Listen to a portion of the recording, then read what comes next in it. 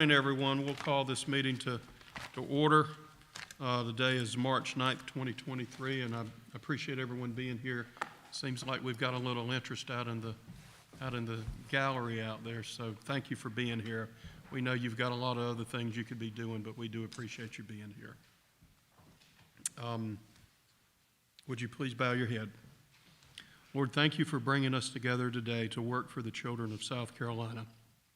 We appreciate the opportunity to work with school leaders from across the state to give opportunity where it is lacking, hope to those who are in need, and forge new relationships with those who are like-minded and strive to educate children to their greatest potential. Amen. Amen. And would you stand for the Pledge of Allegiance? I pledge allegiance to the flag of the United States of America and to the republic for which it stands, one nation, under God, indivisible, with liberty and justice for all.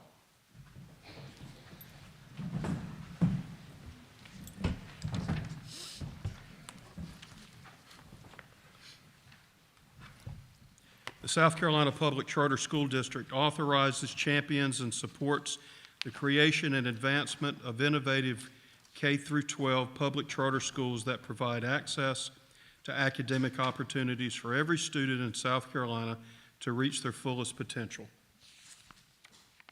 Mr. Secretary, would you take the roll? Mr. Butcher. Mr. Butcher, not present. Mr. Miller. Present. Mr. Miller, present. Mrs. Mosteller. Present. Mrs. Mosteller, present. Mr. Payne.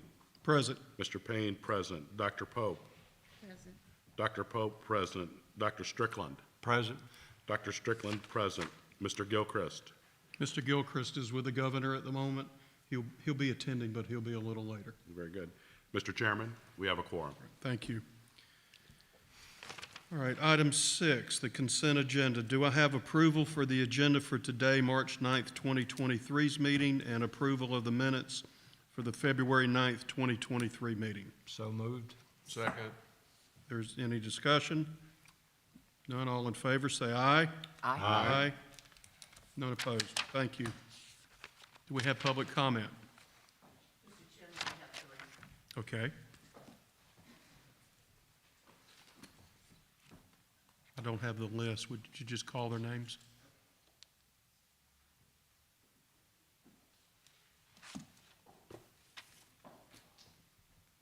Okay, we have,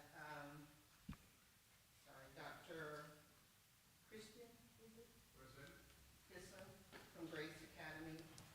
Also, we have, Mr. Evans, Reginald Evans from Grace Academy. And then we have, I think it is Leroy James from Grace Academy. Please come up. Mr. Christian, or whoever was first. Don't be shy.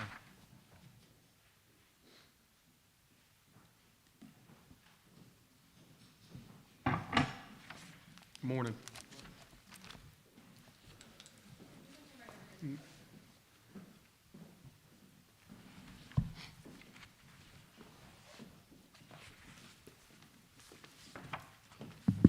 Good morning.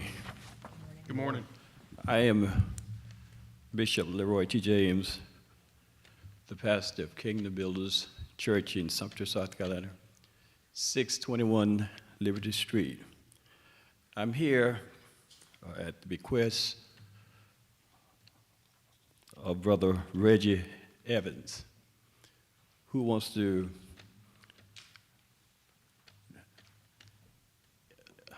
establish a charter school in our church in Sumter, South Carolina. And I just want you to know that we endorsed him.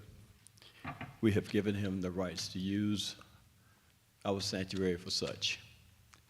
And I hope that you would find favor and give him the opportunity to do a charter school. Thank you so much. Thank you, sir.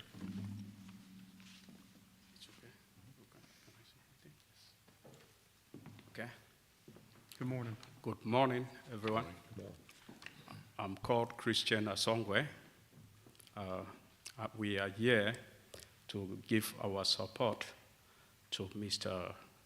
Evans Regent, who has called us to come support him achieve his goal of establishing a school, a chartered school at Sumter. Well, as an educationist, I have given him my support, and I'm ready to assist him achieve his dream. Thank you. Thank you, sir.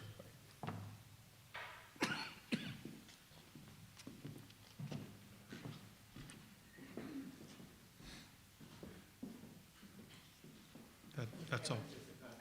Okay, thank you. All right, we are in need of an executive session to discuss the potential contracts with Limestone Charter Association, update on the Charleston Advancement Academy litigation, and our superintendent's performance evaluation. Do I have a motion? So moved. Second, all in favor, say aye. Aye. Aye. There's none opposed. We will be as brief as possible, I promise you.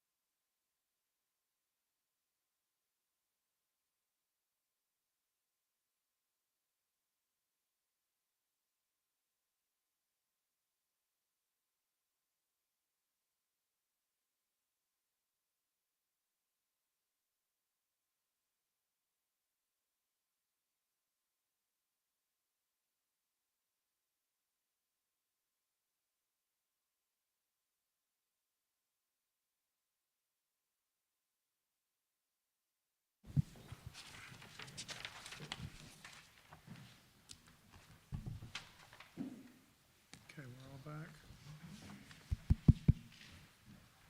All right, we'll come back into public session.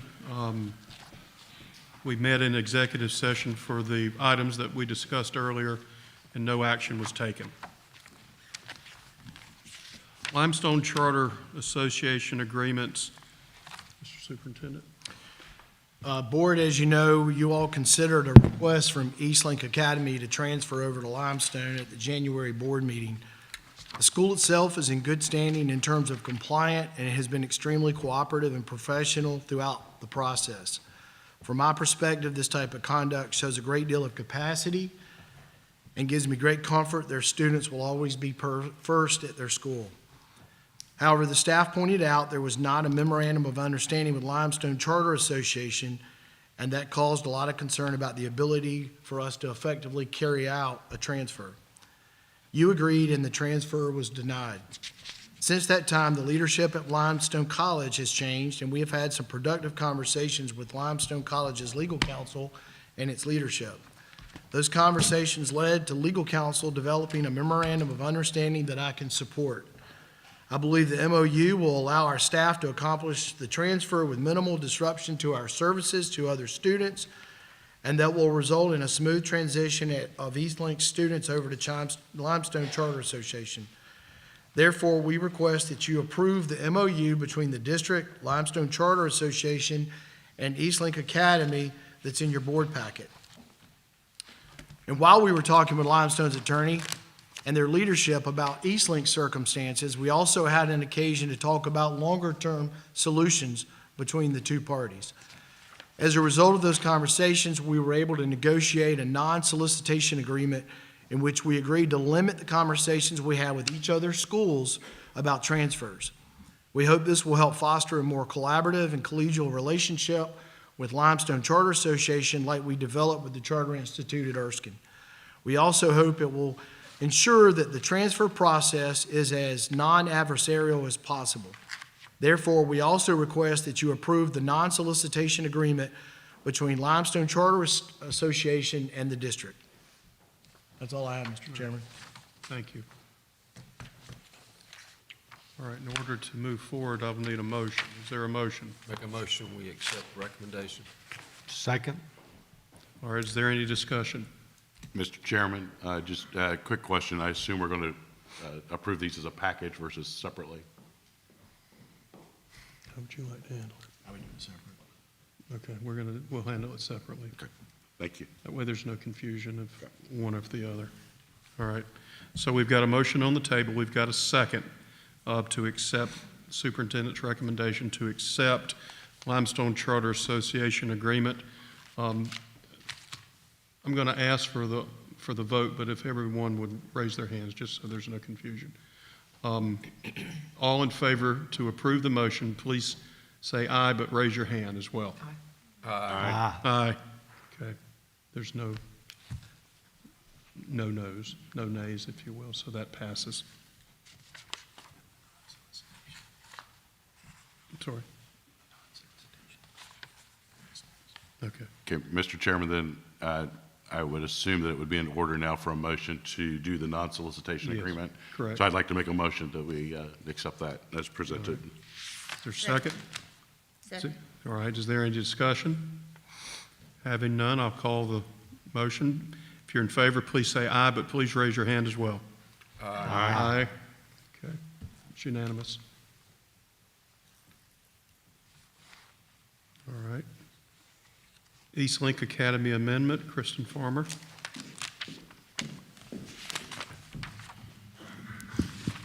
Good morning, Chairman Payne, members of the board, and Superintendent Neely. Eastlink Academy requests conditional approval from the district to begin the facility acquisition process to relocate from its current facility to an existing nearby facility that would better suit the school's needs and allow for growth. ELA opened in Greenville in the 2018-19 school year, serving pre-K through fourth grade. And as of February 24th, the school currently enrolls 225 kindergarten through eighth grade students. The school is seeking to move from its current facility located at 78 Global Drive, Greenville, to a facility approximately 3 miles away at 216 Pleasantburg Drive. The school leases its current 33,000 square foot facility and proposes to purchase the new facility, which requires limited renovation, and the new facility would be ready for the 24-25 school year. ELA maintains that remaining in the current leased facility would force the school to substantially limit both enrollment and program offerings over the next few years. The proposed site is a 2-story, 92,000 square foot building owned by the state with adequate space for outside play, parking, and car line queuing. This facility would allow ELA to reach the maximum capacity outlined in the school's charter and expand its current music, dance, physical education, and art offerings. ELA is receiving guidance from general, real estate, and bond counsels, as well as a financial advisor to determine the feasibility of such a purchase and its impact on the school's financial future. The school seeks conditional approval from the District Board of Trustees to move forward with the facility acquisition process, working with a bond agency to secure acceptable funding arrangements, and ultimately purchase the building in May of 2023. Staff supports ELA's proposed change of location, the new location's ability to provide a more opportune learning environment for the school students, and the extra classroom space the new site would provide for the school to grow to the enrollment as stated in the charter. District staff and the finance team recommend amendment approval subject to official financial terms and document review. Thank you. Thank you. Are there any questions for Kristen while she's there? All right, can I have a motion? I move that we accept the staff's recommendation. Second. All right. We've got a motion and a second. Is there any board discussion or any questions for Ms. Farmer? All right, I'll call the vote, and we'll, if everybody would raise their hands as well. All in favor of the motion, please say aye. Aye. Okay, that's unanimous. Thank you. All right. John, are you going to take Grace Academies? Yes, sir. Okay. Go ahead.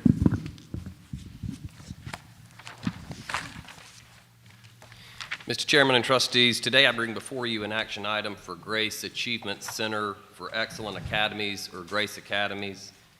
In your board materials, you should have a report with accompanying attachments, so I'd like to direct your attention to that information. Grace Academies submitted an application on February 1st, 2023.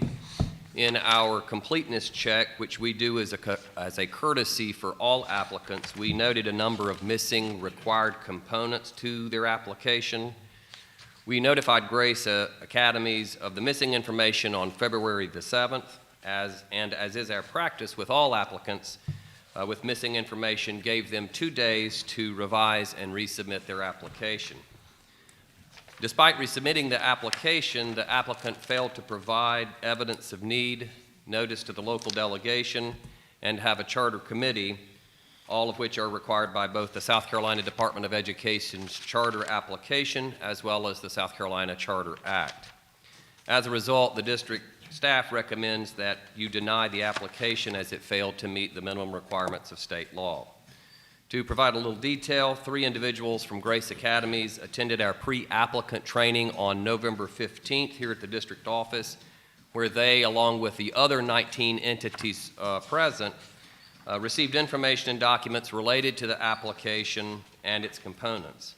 Furthermore, all pre-applicants received newsletters with important reminders between November 15th, the training on November 15th, and the February 1st due date.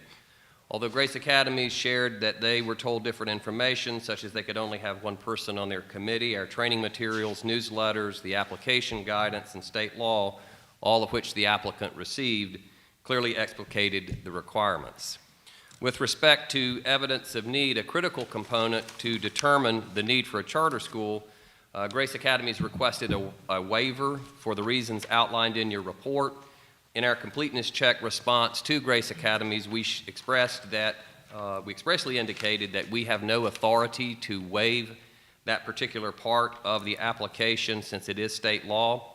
In the revised application Grace Academy submitted, they included an opinion piece from the Sumter item as evidence of need.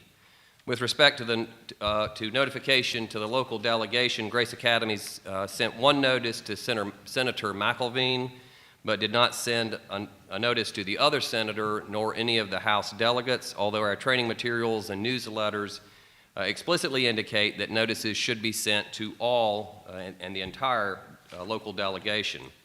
Finally, in its application, Grace Academy's listed only one individual as the charter committee, commenting that a committee would be formed after approval. However, state law specifically requires there to be at least one teacher on the founding committee.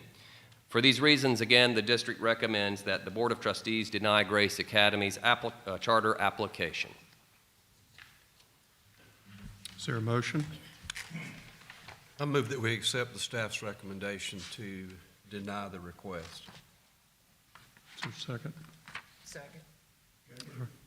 Is there board discussion? Mr. Chairman? Yes, ma'am. You could determine if this is appropriate. May I ask Mr. Payne a question? Sure. Mr. Payne, I found instructive the application completeness check. Yes, ma'am.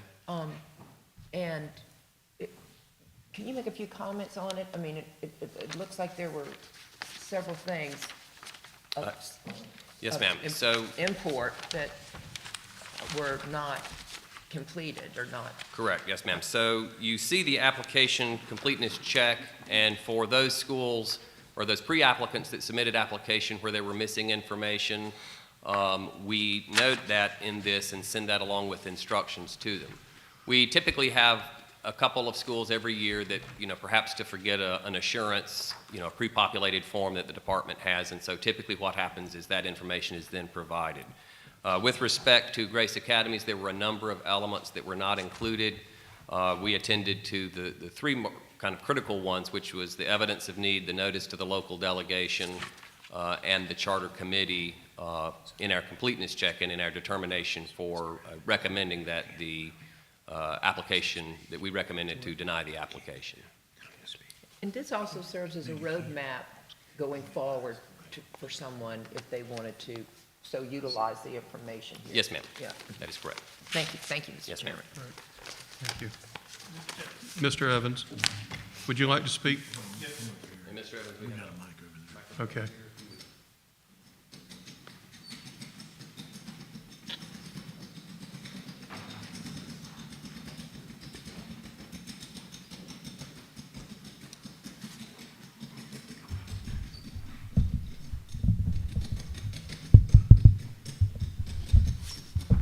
Good morning, Mr. Chairman Good and morning. trustees. Good My name is morning. Reginald Evans. I'm from Sumter, and I worked on submitting this application. Yes, sir. And I went through the workshop. And please, sir, we would love to have a charter school in Sumter, and all mistakes were made were due on my part. There were 3 of them, and we narrowed it down. The first one, as he said, was notification for the legislative delegation. When I went to the workshop, it was my understanding that all we had to do was send it to the chairman of the committee and to the chairman of the school board. That is what I did, okay? Senator McElveen chairs Sumter County Legislative Delegation. Reverend Canny chairs the school board. And I received the return receipt for those and submitted the second round of corrections. Then they came back and said, no, you did not do all members of the delegation. I sat down, I wrote a letter to each and every member, and right here I do have the green slips that they returned. I don't know whether it still can be considered. The second deficiency was the teacher, part of the committee. When I was in the workshop, it was my understanding that the planning committee was different from the board or the actual school committee. I asked that question. They said it was okay to have one in the planning committee. Usually the planning committee members become a member of the board. The actual board will include a teacher, and 50% of them have to be either teachers or business.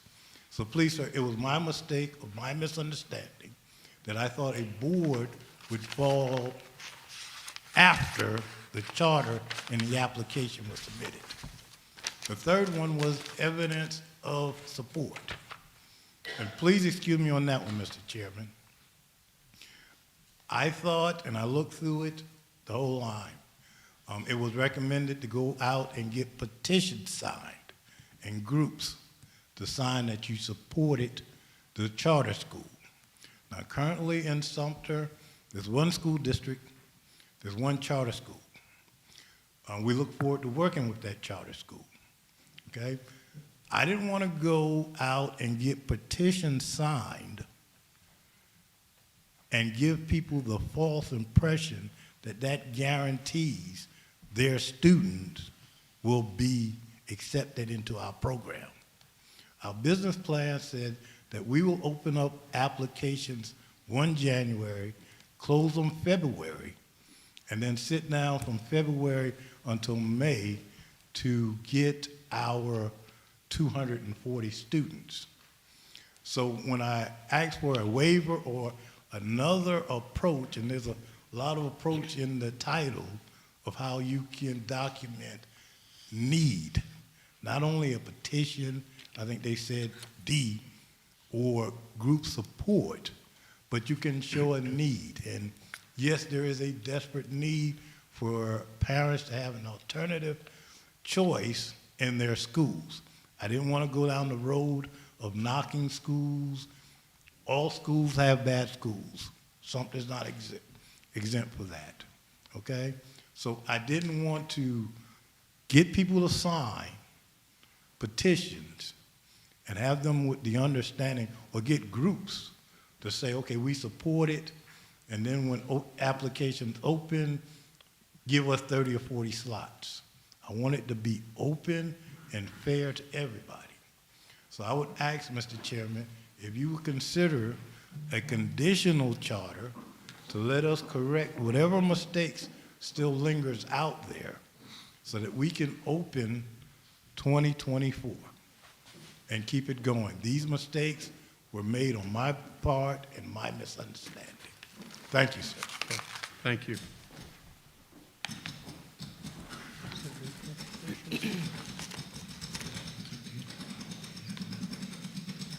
Okay.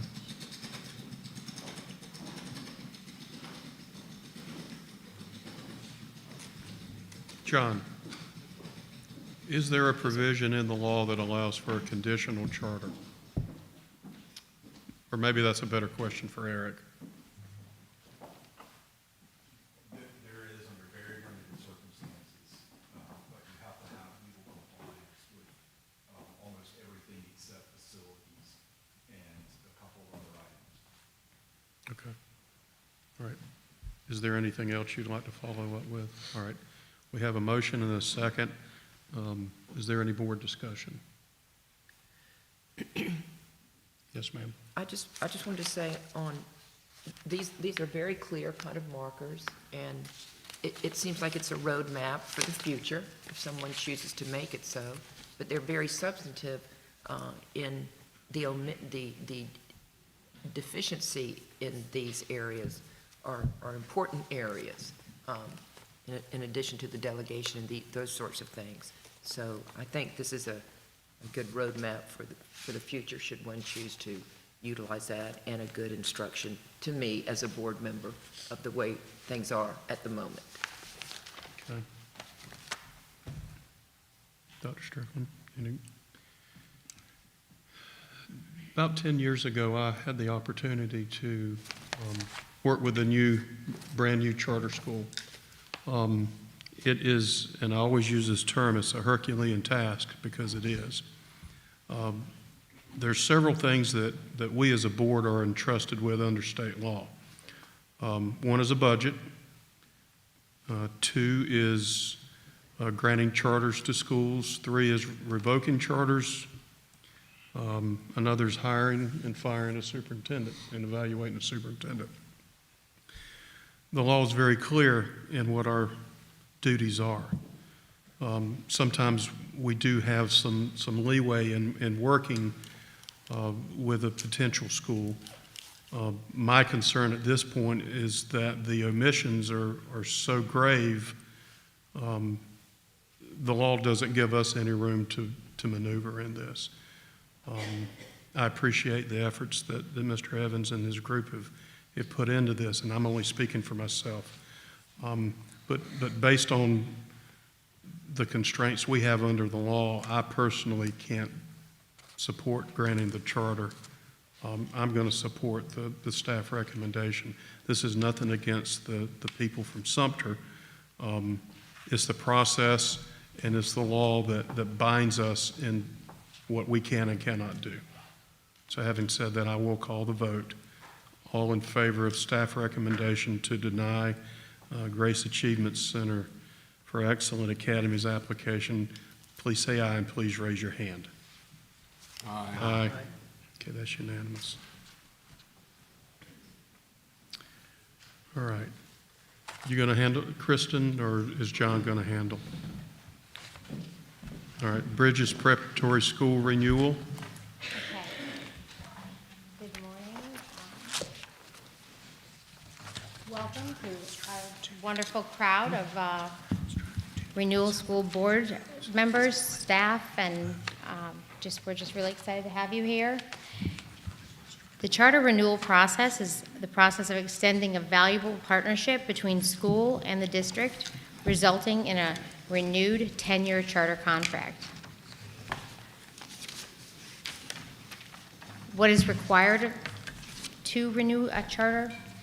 A report on the progress of the charter school in achieving the goals, objectives, and pupil achievement standards, a financial statement that discloses the costs of administration, instruction, and other spending categories, and any proposed material changes to the current charter or charter school contract to be implemented in the next 10-year charter term. Today, we are fortunate to celebrate 5 of our schools that have chosen to partner with the district for the past 10 years. But more importantly, we're honored to celebrate the renewed commitment to a stronger, more collaborative partnership, putting kids first for the next 10 years. What a great day for our district.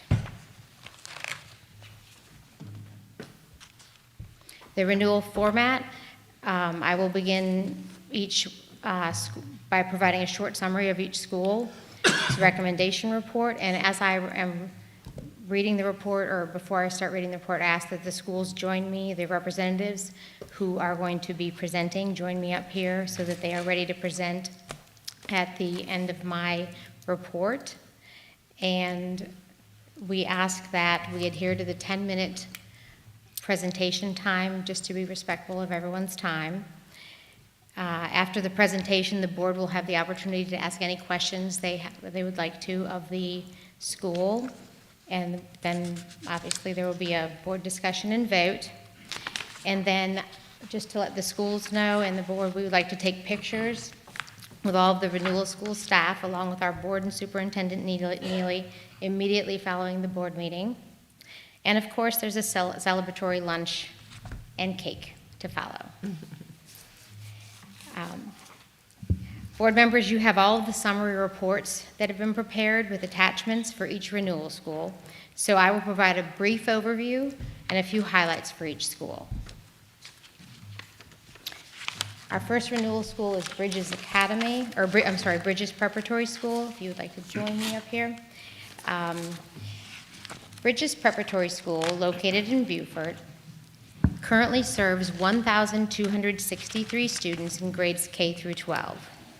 The school's 5-year plan reflects an enrollment growth projection of more than 1,800 total students.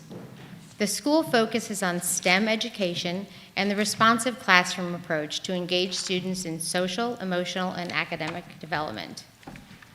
With an emphasis on authentic, problem-based learning, students at Bridges apply their knowledge and skills to tackle real-world problems. Beginning in 10th grade, students may enroll in dual-credit college-level courses through a partnership with the Technical College of the Lowcountry and the University of South Carolina, Beaufort. The school is incredibly proud of its partnership with the South Carolina Governor's School for Science and Mathematics, which allows high school students to enroll in the Accelerate program. Material changes presented in Bridges Renewal Plan are broad and center around 5 distinct 10-year goals for the school. The goals focus on academic programming, equity and inclusion, facilities and infrastructure, talent acquisition and retention, and communication and community partnerships. One of the school's primary goals is to develop the whole child by ensuring all students have a sense of agency as measured by the South Carolina Report Card Climate Survey. Bridges' 10-year facilities and infrastructure plans consist of land acquisition, construction and completion of a gymnasium, a culinary program, competition and recreation fields, a secondary roadway, and additional parking. Increasing and retaining certified staff is another component of the school's goals. Finally, Bridges intends to increase the number of representatives engaged in and serving in volunteer roles or involved with civic organizations to foster a positive relationship between the school and the community. The district recognizes Bridges' continued commitment to providing its students with a rigorous, high-quality education. Based on an analysis of the school's academic, financial, and operational performance, the site visit conducted by PCSD staff, and a review of the renewal materials submitted by the school, staff recommends approval of the renewal of Bridges' charter and contract. This recommendation is also based on the sound operations at Bridges Preparatory School and the promising academic growth demonstrated over the 10 years of its charter.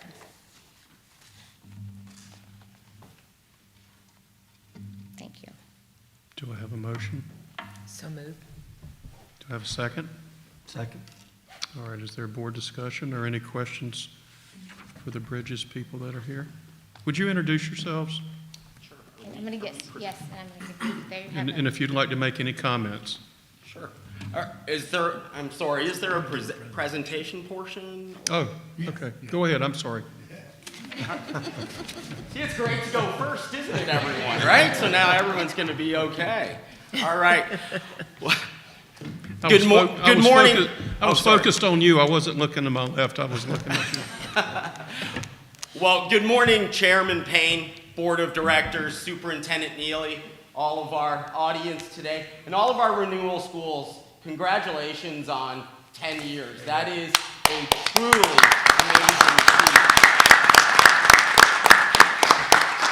My name is Gary McCulloch, and I am the proud CEO of Bridges Preparatory School. I am honored to be joined by an amazing staff that is representative of about 8% of our population right now that's with us today.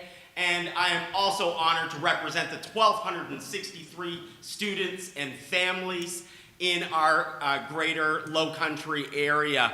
We also have 151 employees at our school, and as you heard in the report, we are growing with a lengthy wait list of well over 700 students. 10 years ago, a group of passionate citizens came before a board like today with hopes and dreams of providing change and choice in the Low Country. Change certainly has a lot of obstacles. It has a lot of barriers. It has a lot of disappointments. But if it wasn't for that group of passionate individuals then, passionate teachers, students, parents that have been in many different schools, we wouldn't be here today. I only find it fitting to start out our presentation today with one of our founding members, Ms. Amy Payton. Amy Payton was here 10 years ago, and she is one of our parents, she is one of our faculty members, and she is a founding member. I'll turn it over to Amy. Thank you. Good morning to everyone. Good morning. Over 12 years ago, a group of concerned citizens gathered at the local IHOP every Saturday morning to discuss the lack of school choice in Beaufort and the surrounding areas. The common thread among all members of this group was how to increase school choice, provide equal access to high-quality public education, and give parents a voice. After many months of meeting, we knew we were not the only like-minded individuals seeking change in public education. It was clear to all that our charter school initiative was viable. In order to achieve this goal, we started a grassroots effort to seek change from the ground up. This included collaborating with local educators, parents, students, and community leaders. As our initiative grew, so did community support. We used every opportunity to acquire stakeholder feedback, as that would help shape our charter. After 2 years of organizing and crafting our charter, Bridges Preparatory School was approved.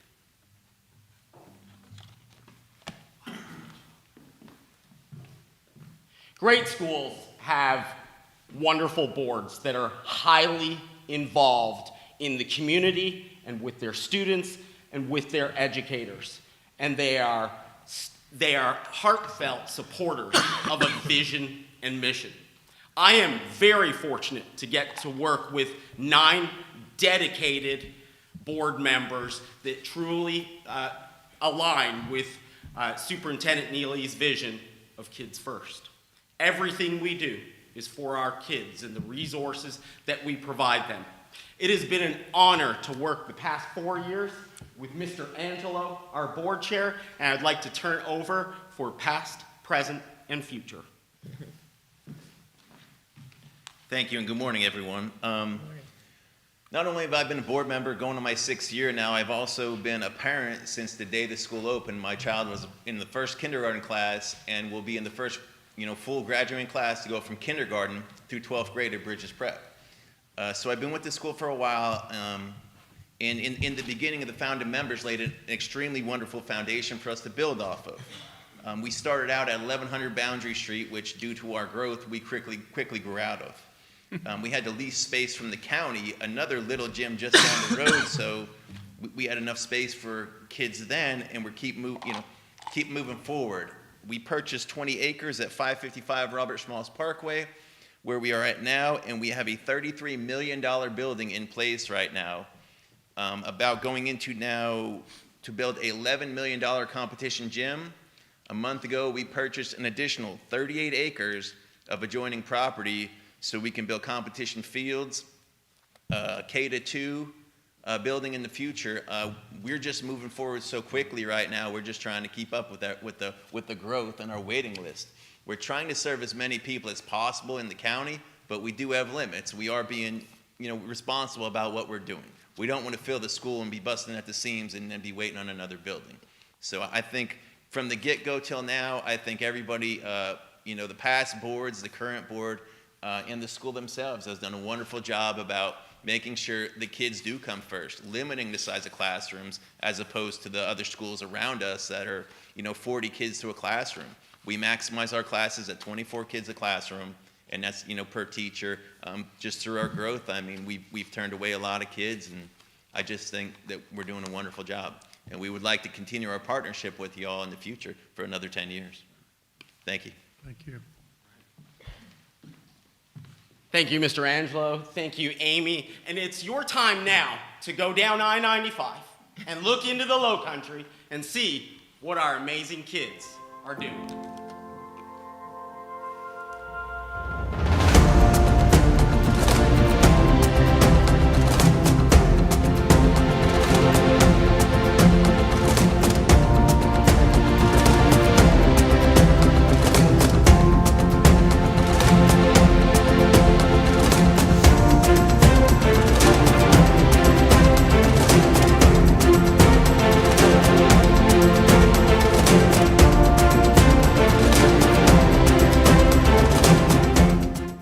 From Boundary to here, the school has definitely came a long way. I remember being in trailers for the longest time, and now we have just a beautiful school here now. A lot of things have changed, but I think the biggest thing is the campuses, because we were at a couple and now we have one.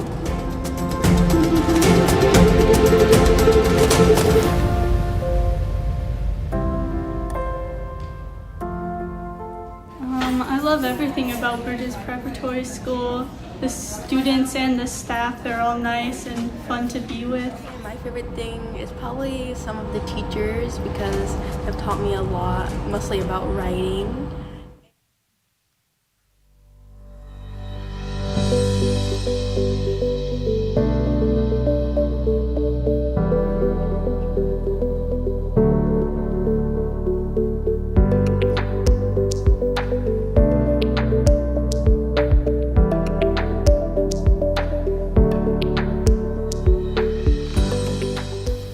Welcome to Bridges Preparatory School. We have experienced tremendous changes over the last 3 years with new programs and growth of over 600 students.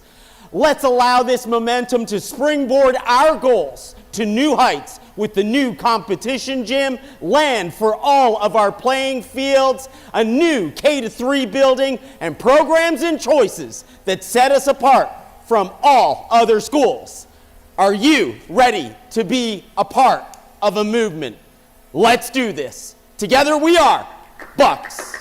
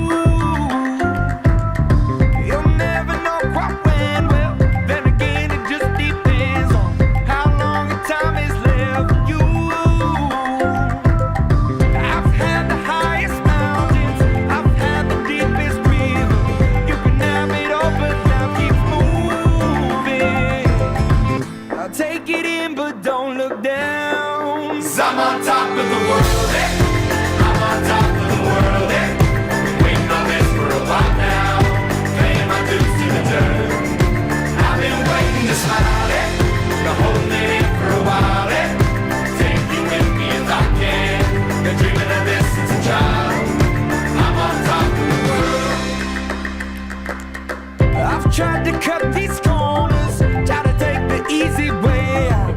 I kept on falling short of something. I could have gave up then, but then again I couldn't have, 'cause I've traveled all this way for something.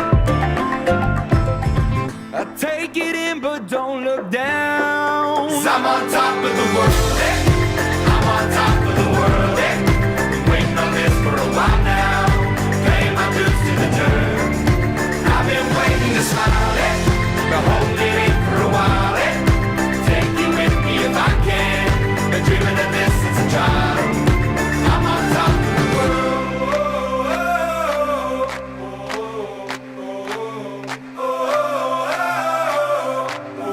'Cause I'm on top of the world, eh? I'm on top of the world, eh? Waiting on this for a while now. Paying my dues to the dirt. To smile it, but holding it for a while it. Take you with me if I can. Been dreaming of this since a child. And I know it's hard when you're falling down, and it's a long way up when you make the ground. But get up now, get up now. And I know it's hard when you're falling down, and it's a long way up when you make the ground. But get up now, get up now. I'm on top of the world.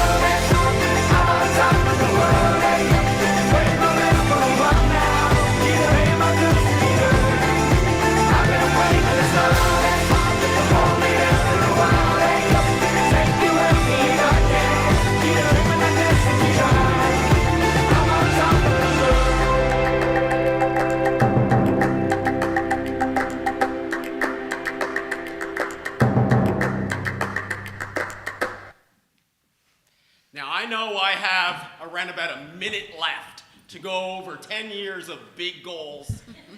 So I'm going to try my best to capture that in around about 45 seconds, everyone, and respect everyone's time in here. You know, our development of 5-year goals is to continue to springboard this momentum and serve the Low Country as promised 10 years ago. It's amazing the change that has happened in that amount of time and what we've been able to do for kids. One of the areas is definitely in our academic programming. If we are truly developing STEM students, that cannot be introduced in 8th grade.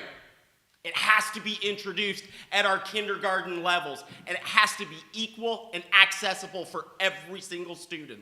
We have Project Lead the Way launch, and if you're in many elementary schools, you're gonna see that they have ELA, math time, and they're gonna get to science and social studies when they can. When we're building STEM learners, we have to be deliberate about what that looks like in our schedule. We have 60 minutes of Project Lead the Way time for our kids to collaborate, communicate, and problem solve in the engineering and design process.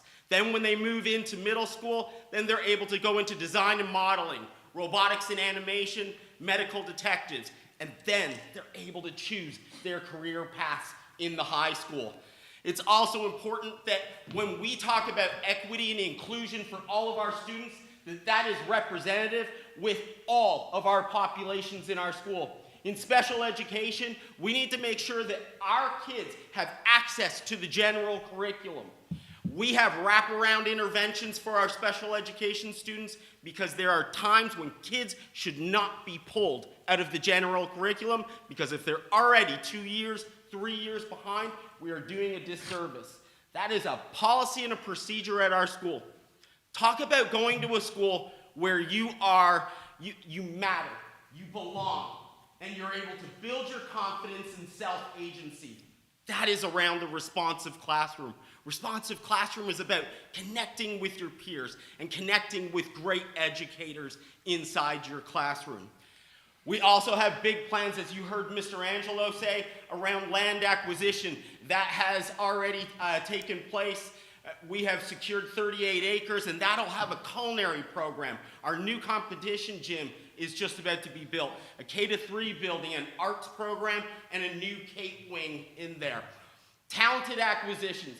We focus on building a budget in December so that in February, on our second read, we can have it passed and we can get out there and get the best. Our kids deserve no less, and we highly recruit a number of educators from across this country because our kids certainly deserve to have amazing educators in front of them. And then lastly, our communication with our community. We focus heavily on relationships, and we're intentional about those relationships. When we accept business partnerships, they align to our vision and also our mission. We have targeted events for our families, and they are heavily attended. This Saturday will be an amazing day on Fripp Island, where we have 130 golfers that are out to support our amazing accomplishments around fundraising and also community efforts. We have 41 business partners and raised a little over $150,000 this school year. This is a success story. Thank you for believing in Amy and the founding committee 10 years ago. And I've just been fortunate enough to come in the last 4 years, and let's continue this momentum. Thank you. Thank you.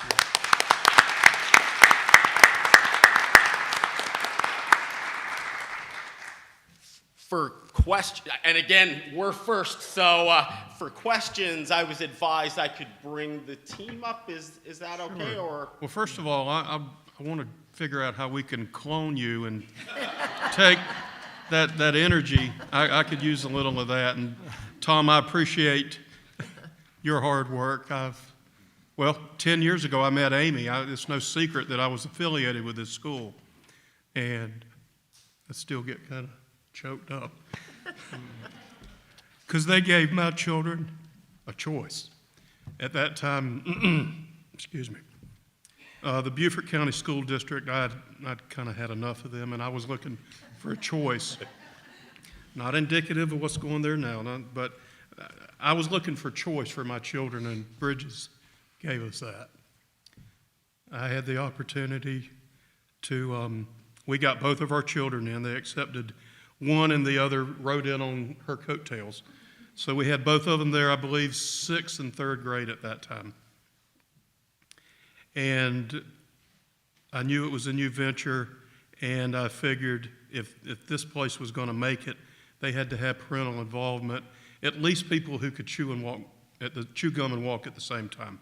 So I became their first board chair, and I'm not going to sugarcoat it, and this is the first time I met Eric. There were growing pains, there was a lot of blood, sweat, and tears, but they endured. I remember the small quarters. We were begging, borrowing, and pleading for space.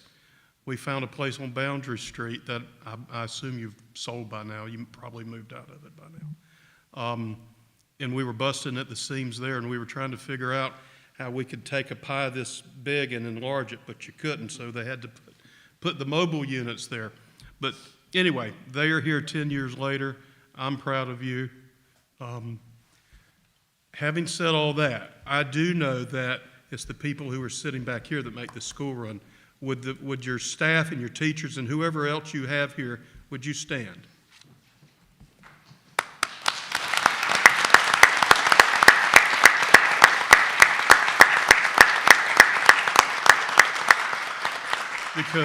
Because the school board and the school leader and the staff there in the office can only do so much. It's these people over here that make the train run.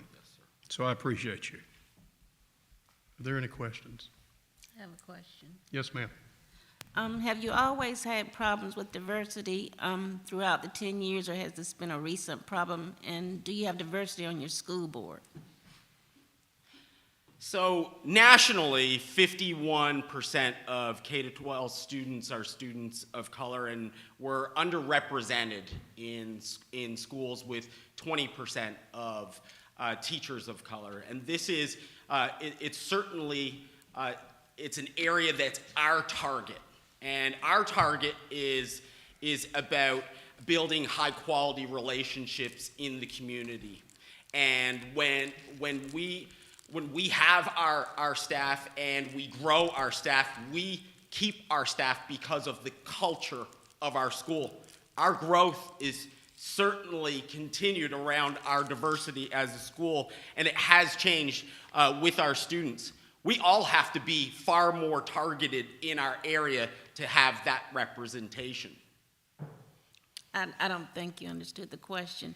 Has it always been a problem that you said that you're below what's expected? You only have 32.57% students of color? And I asked also if you have any board members of color, because sometimes they can bring students into the school because they know the parents. Right.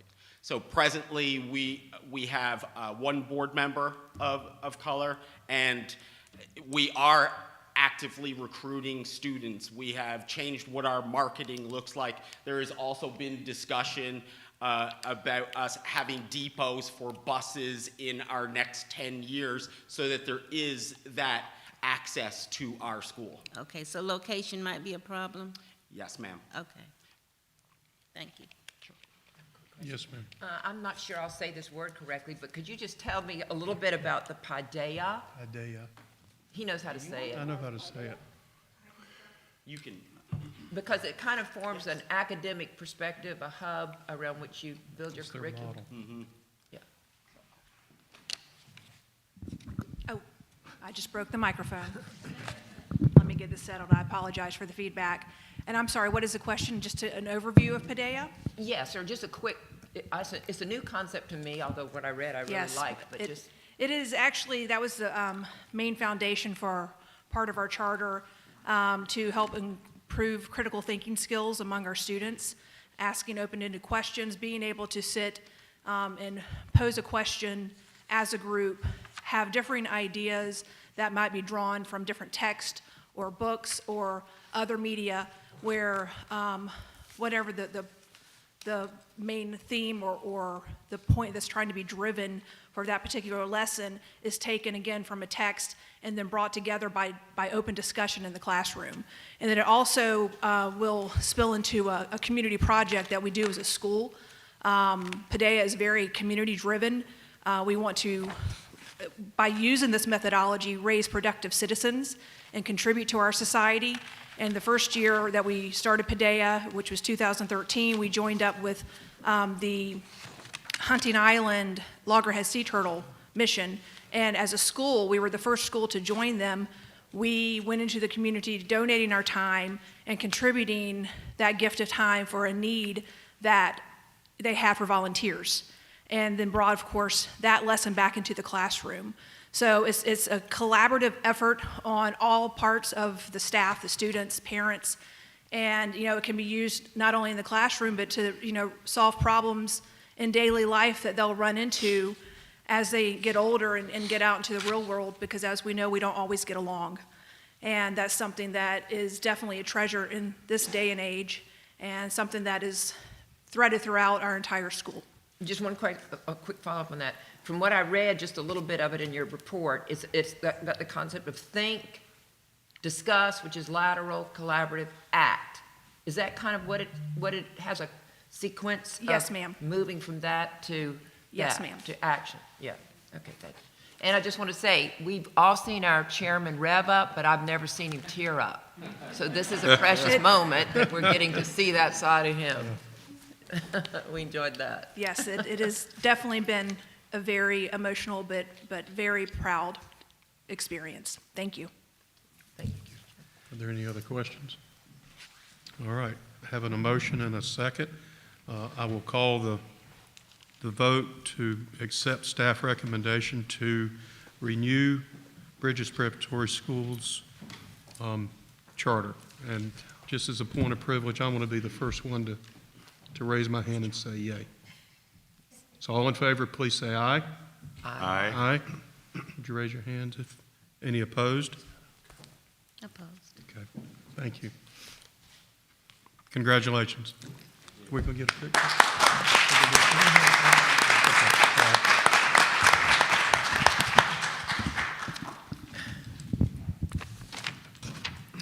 All right. Green Charter School of Greenville renewal. Kristen? Our next renewal school, welcome Green Charter School of Greenville, or Green, as I'll refer to it. The school originally opened in 2013, serving grades K through 6 at the Pelham Road campus in Greenville. Currently, the school comprises 2 campuses, each serving different grades and at separate locations, though operating under the same original charter. Green enrolls a total of 975 students between the 2 campuses. 619 students in grades K through 5 attend Green Elementary School at the Pelham Road campus, and 356 6th grade through 8th grade students attend Green Charter Middle School on Century Drive.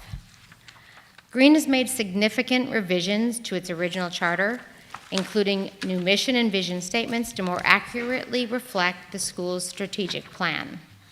The new mission statement is the Global Renewable Energy Education Network, or GREEN, will prepare students in STEM to creatively and responsibly impact our complex world in renewable energy, sustainability, and conservation efforts. The school's vision statement states, at Green Schools, every student is empowered to impact the world for the better. The school's revised learning and assessment model includes a commitment to smaller school communities with smaller class sizes as the first structured step to promote higher student achievement. Students actively engage in meaningful and innovative learning experiences in a setting that personalizes instruction and maximizes learning opportunities. The school also revised areas of the educational model and curriculum within its charter. Green teachers work to integrate STEM, renewable energy, and conservation in all content areas with the support of communities and businesses across the state. Green's model provides authentic, real-world learning opportunities and draws from current curriculum models proven effective in meeting the needs of students in a variety of learning styles.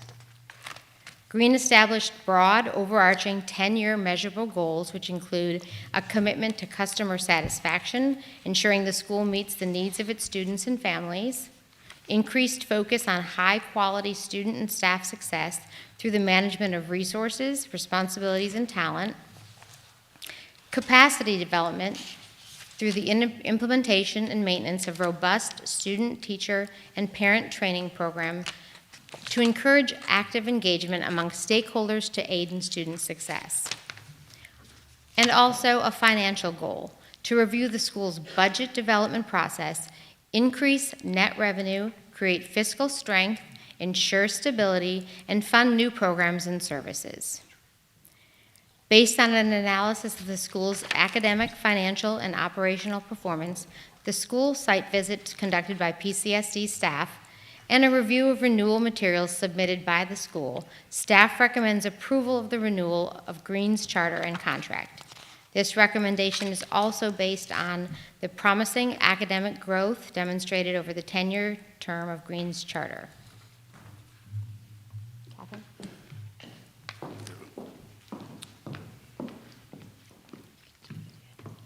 Good morning, everyone. It's nice to see you again, Chairman Payne, members of the board, Superintendent Neely. I want to say, first of all, I've never had as much coffee as Gary has had, so I'm going to be a little more low-key than he was. But congratulations to Bridges. We have a lot of exciting things going on at Green Charter Schools that we want to share with you today. We're going to show a short video to give you a little bit of flavor of what is going on at Green, and then our Executive Director, Tom Cronin, is going to speak with you and talk about where we're going. He's also going to introduce you to our staff members and our board member that is here. So we're going to play a little video first.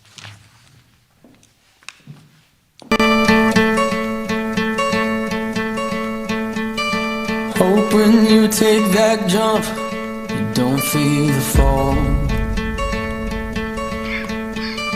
Hope when the water rises, you build a wall. Hope when the crowd screams out, you're screaming your name. Hope if everybody runs, you choose to stay.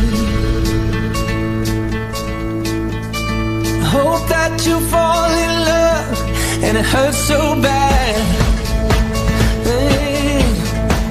The only way you can know, you give it all you have. And I hope that you don't suffer, but take the pain. Hope when the moment comes, you'll say,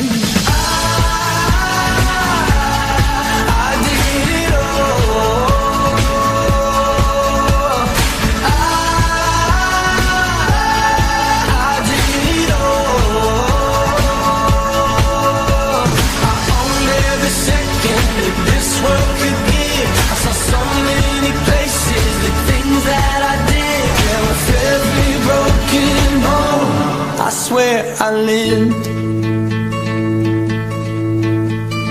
Hope that you spend your days, but they all add up. And when that sun goes down, hope you raise your cup. Oh, I wish that I could witness all your joy and all your pain. But until my moment comes, I'll say I did it all.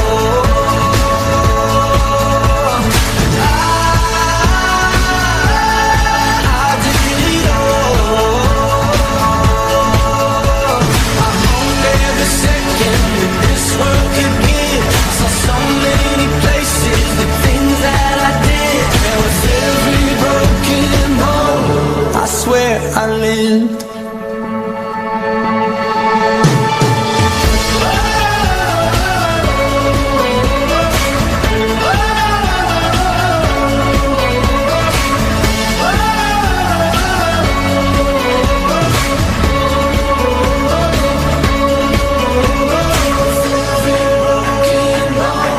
I swear I lived. Every broken bone, I swear I did it all.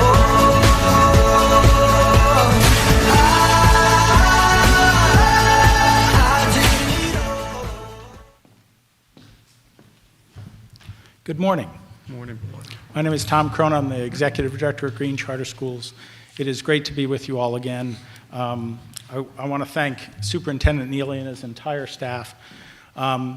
The transformation of Green Charter Schools is quite remarkable. I came to all of you last year. Chris was kind enough to give me an opportunity to introduce myself and to what I would call the newly elected board's shared hope for the future of Green. We had a proud past, but we had run through some challenges. And it was my privilege to be supported in my candidacy for the position and hired by the board to take Green to a whole new level. If you're not familiar with what Green is a system of schools. We have one board elected to serve all of our 5 charters and 6 schools. So for us at Green, it became about how could we align our vision? How could we have a brand promise and a guarantee?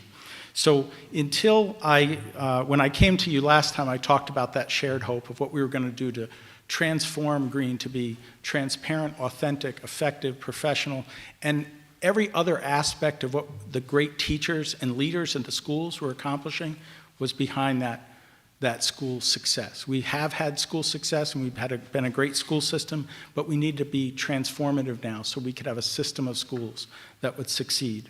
So last November, I met you all, and last December, you supported a series of amendments that I presented after securing that support from our board to change the structure of Green. So as much as we're here for this renewal of our K-8 charter in Greenville, that was in response to a change in the amendments last year. Our approach now, what I inherited was a system that was shrinking. I call it the death spiral. We were losing more and more kids as they got up higher in the grades. So despite having only 130 kids in our high school last year, on my first year as I arrived, that was a third less than what was in 8th through 11th the prior year. So thanks to Chris's team, working with me and the board, and we transformed our amendments. So this renewal is part of a new approach that I shared with you last time to create a K-8 within our Greenville charter. We have our Green Upstate High School is part of that system of K-12 east of Greenville. And then we're going to put forward to you next month the replications of 2 other schools in that Greenville pyramid. Because what we know is the success that Greenville Elementary has had is remarkable. Even for next year, we have nearly 500 students on our wait list already. And those families just don't get in. It's just very hard. So I wanted to share with you that success we've had. Now, when I met with you, I was somewhat of a paper tiger. I was brand new. I had some good ideas and the support of the board, but we needed to transform our organizational structure. So before I go any further about some of the successes we had, I wanted to introduce to you our leadership team. That they all got hired between January and March, and I think they started blinking around October. So I'll introduce them to you one by one. First, could I have Melanie Hammock stand up?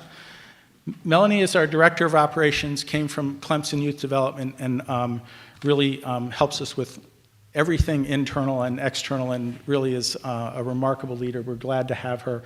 She also took the leap with me early on, and she was one of our first directors hired. Thank you, Melanie.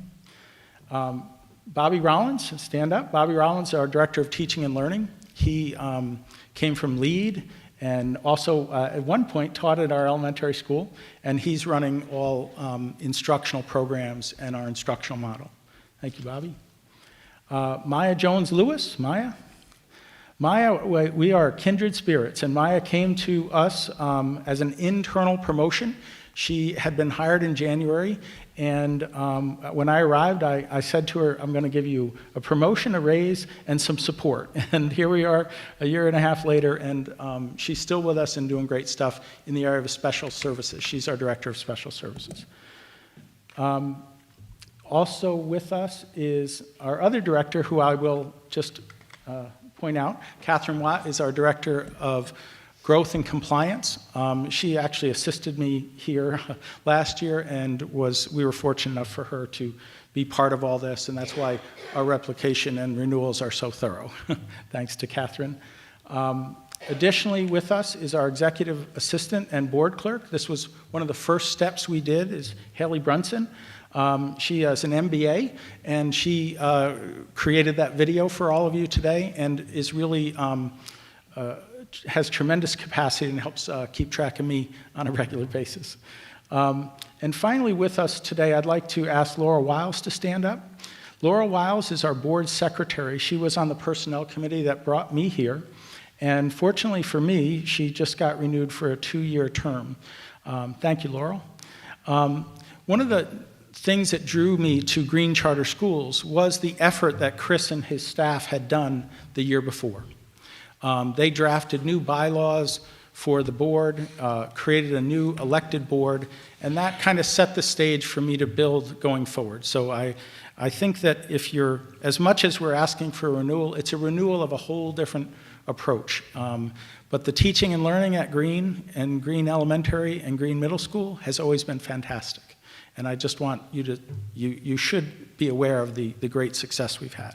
So on to that, the successes we've had, I wanted to touch on a little bit. First of all, there was significant concerns about student enrollment. That equity has been solved. We have a virtual, online, blind selection process. So our student population represents the world around us.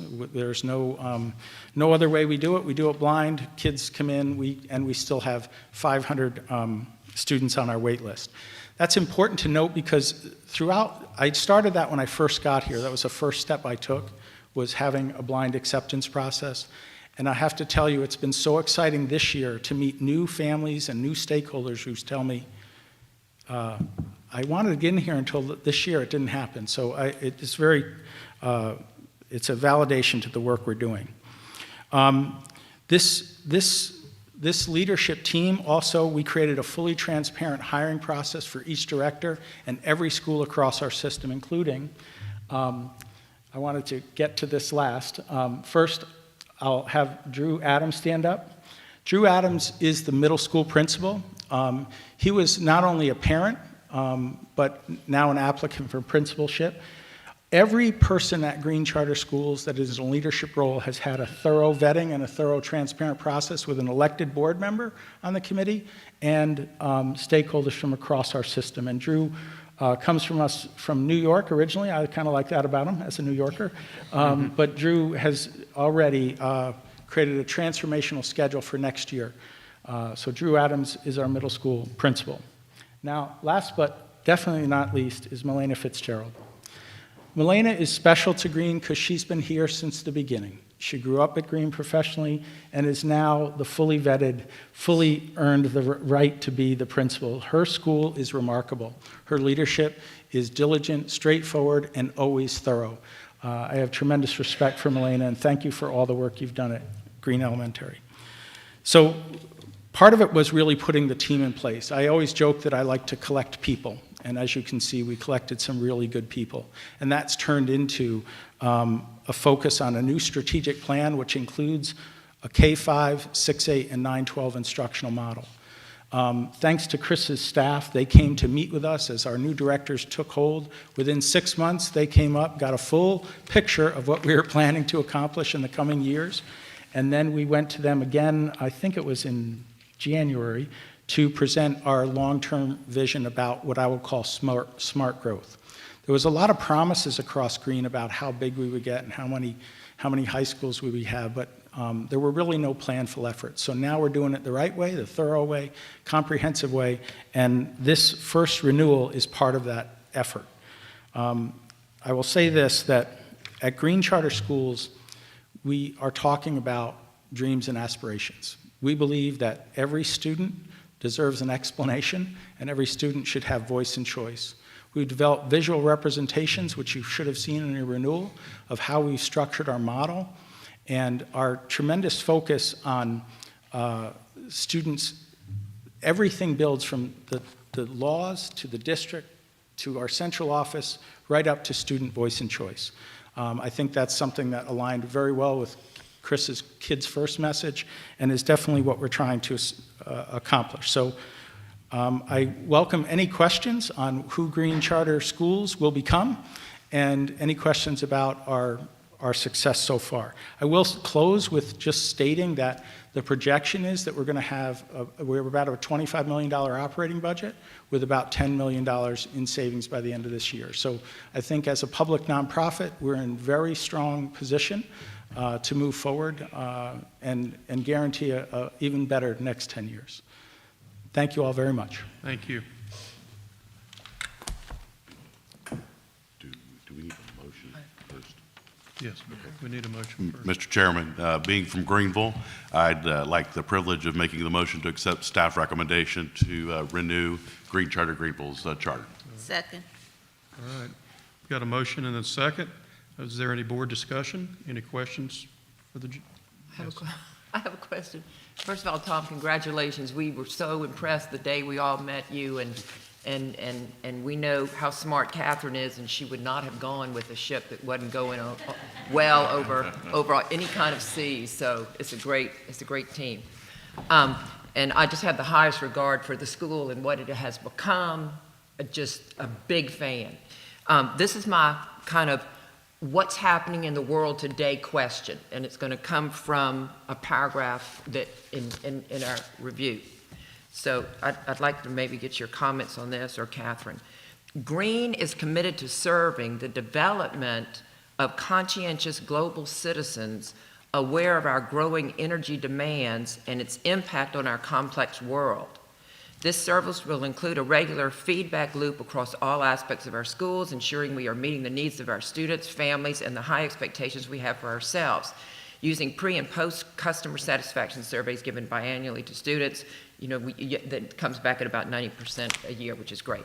What I'm asking in this, having read this, considering where this country is on the issues of energy, on the issues of where does the reality of fossil fuel meet the innovation of other sources that are more renewable. So my perception is that in the atmosphere as it is now for much of the country, we are assuming a reality is here that is not necessarily yet here. And we have turned off pipelines. We have lost energy independence. So I'm asking, how do those, which I think are realities, I don't think those are just opinions, when we process gas and things like this, apparently we do a better job, a cleaner job than Venezuela. So I'm asking, how did you bring what are probably some of the biggest and most important issues facing our nation into a balanced and realistic reality, so that we are not only, I'm not to be trite at all, chasing windmills, but we are in touch with the importance of energy independence in this country, the realities of energy sourcing in this country, and so we are best equipped for the realities of now and the future. Well, let me start with saying that one of the high goals we have is to give teacher autonomy as well. And that means we have to build a structure that allows for them to contribute to the long-term vision. Recently, through the support of the board, we changed our name from Greenville, which was what it used to be, to the Global Renewable Energy Education Network. Yeah. We also we're ongoingly developing a graduate profile. So really reflecting on what we want our students to be prepared to do leaving Green as a network. The other part of what we would call a greenism, maybe, is telling isn't teaching. So it's not for us to always tell them what the answer is, but to teach them effective problem solving. I came here because renewable energy education and the focus that this system and these leaders created even before I arrived was such an important thing to this country in the next 50 years. It's probably the most important topic. So for us, it's about making sure that we put before them curricula that helps them problem solve, that doesn't tell them the answer, kind of a constructivist approach to learning. So our job isn't to tell them what the answer is, but to see if they can find evidence that could support an answer like that. We know that you still need a lot of raw materials to build an electric car, and we need to teach them. One of the other things in our new instructional model, we talk about an ethical perspective on scientific advancements.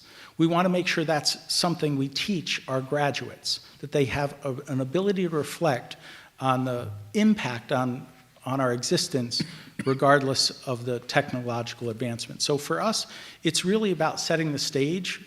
I hate to minimize it, but it's only high school. But really teaching them how to take things apart, put them back together, how to build models and defend them, teach them that the scientific method is one way to know things, and there's other epistemologies that they can learn. So for us, it's about having a quality and comprehensive instructional program, and that's why we're undergoing an effort to create what we're calling a DREAMS framework, a way to look at all aspects of students' existence so they can become more integrated human beings. I think that's part of the bigger complication we have right now, is that there's so much fragmentation. So we want to teach kids how to think of themselves, their work, and how those things integrate. So I'm not up on Venezuelan gas production, so that's how we're trying in our small little world, trying to be responsive to what we anticipate to be what the South Carolina workforce and beyond is looking for. We want our citizens, as Pete Seeger said, to think globally and act locally. And to think in terms of realities. I mean, I'm not trying to put that in your mouth, but are you saying that? Yeah, as well? I think in this environment right now, one of the things we battle all the time is reality is kind of an acquired taste anymore with all this technology. So we're trying to make sure we teach our kids does that really hunt? Does that really work? Does that solution, or does it have a false assumption in it? So teaching logic and critical thinking is all part of what Fitz has been doing for years at the elementary school and what Drew is undertaking at the middle school. We're even planning for next year a full team planning, interdisciplinary planning for our middle school teachers. I told them we can't say we value it unless it's where we put our time. So I hope that somewhat touches on your concern. Yeah, good. Thank you. Thank you, Mr. Chairman. Any other questions? I don't have a question, just had a quick comment. Tom, obviously you appeared before us before, and just wanted to, personally give you my thanks for what you've done there at Green. Had the ability, since I live literally within walking distance of your elementary campus, to interact with your students and faculty members from various of your schools, and have always been very impressed. And just I know that Green has the ability to make a choice as to which school district to choose, and I'm very, very thankful that you've chosen the Public Charter School District of South Carolina. Thank you. Any other questions or comments? All right. We've got a motion and a second, and I'll call it. All in favor, please say aye and raise your hand. Aye. Aye. That's unanimous. Congratulations. Thank you all. Thank you.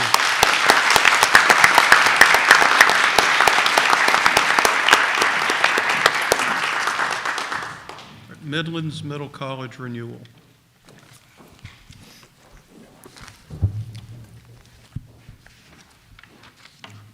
Okay, welcome Midlands Middle College.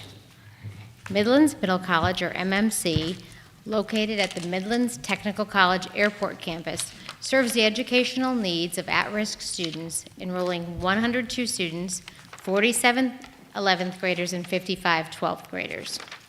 In August 2022, the school had the opportunity to relocate to Springdale Hall, a newly renovated building on the Midlands Technical College campus that better served the needs of the students at the school. While the school incurred the cost for the facility renovation, the facility itself, including costs such as electricity and janitorial services, are provided in kind. As a result, the school has no overhead, allowing the school's budget to help fund instructional costs. To achieve success, the students enrolled at Midlands Middle College focus on completing graduation requirements, enrolling in dual credit courses through Midlands Technical College, and engaging in programs leading to college and career readiness. As a part of the renewal process, Midlands Middle College made several material changes to its charter. Historically, the school has only served 11th and 12th grade students. However, the move to the Springdale Hall building makes it possible for the school to add 10th grade beginning in the 23-24 school year.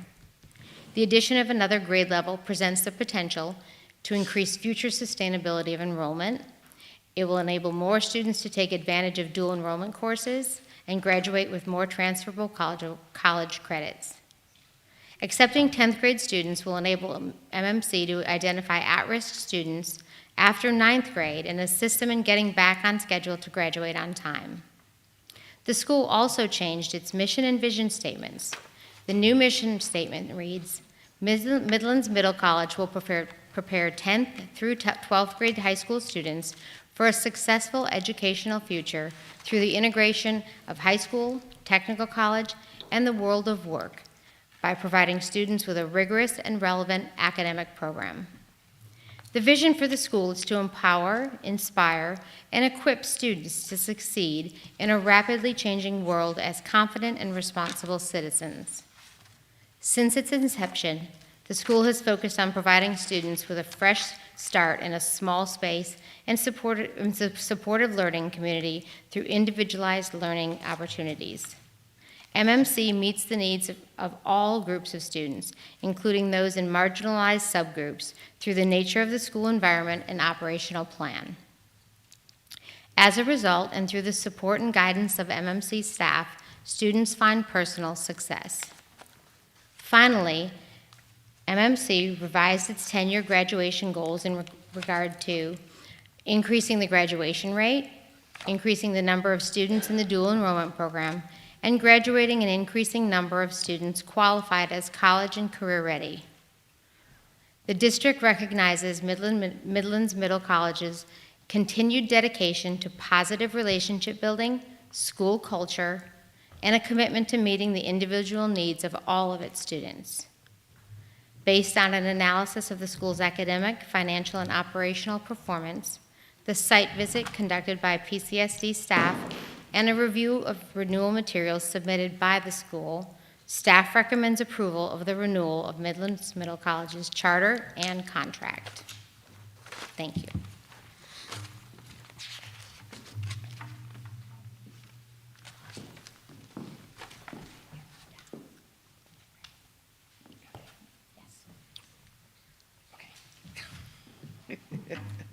Good afternoon. Chairman of the board, trustees, Mr. Neely, everyone in the audience. I hope everyone's doing well this morning. Congratulations to the two schools before us. Hopefully we're soon to join that rank. I'm going to take a little bit of a different approach from the two schools prior to us. You heard a lot about their history, that kind of thing. You guys have access to most of that. I do think it is important for y'all to be aware. We were created originally as a dropout prevention program through a collaboration of area districts around us.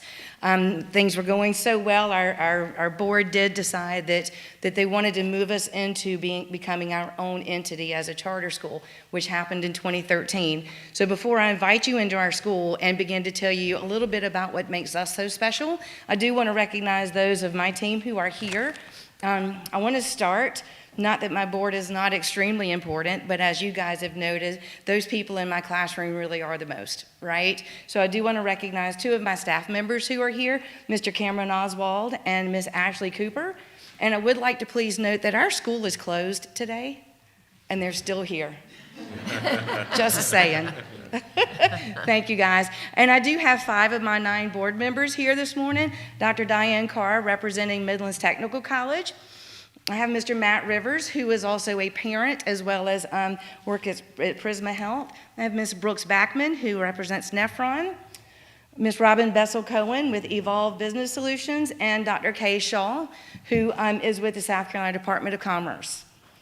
Thank you guys for being here. And I'm going to take a step off the script, and I'm going to recognize another parent who this district was wise enough to hire. Thank you very much. Ms. Christy Worth, who is one of our students. We actually brought him in a year prior to what I should have. So I've had him now for 2 years, and he's phenomenal. So you guys are so wise to hire her. She had no idea that was coming. I'm just saying. So I can talk about my school all day long, and I know I'm going to be a good steward of your time and try to keep this to 10 minutes, right? So somebody throw something at me, okay? So welcome to Midlands Middle College. Let's start off right there.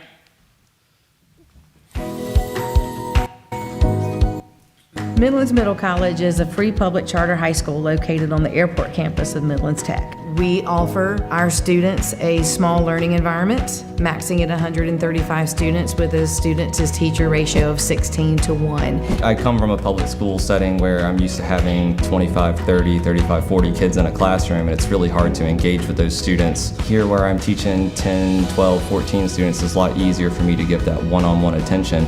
At previous schools, I didn't have the best relationship with teachers, but here it's just much better. I can get a connection with the teachers.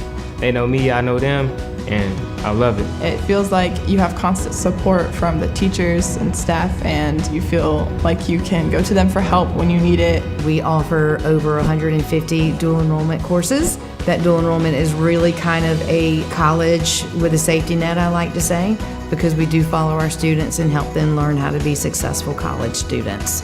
And if they decide to go on to college, they'll have those credits under their belt. They won't have to retake those classes. Save some time and money.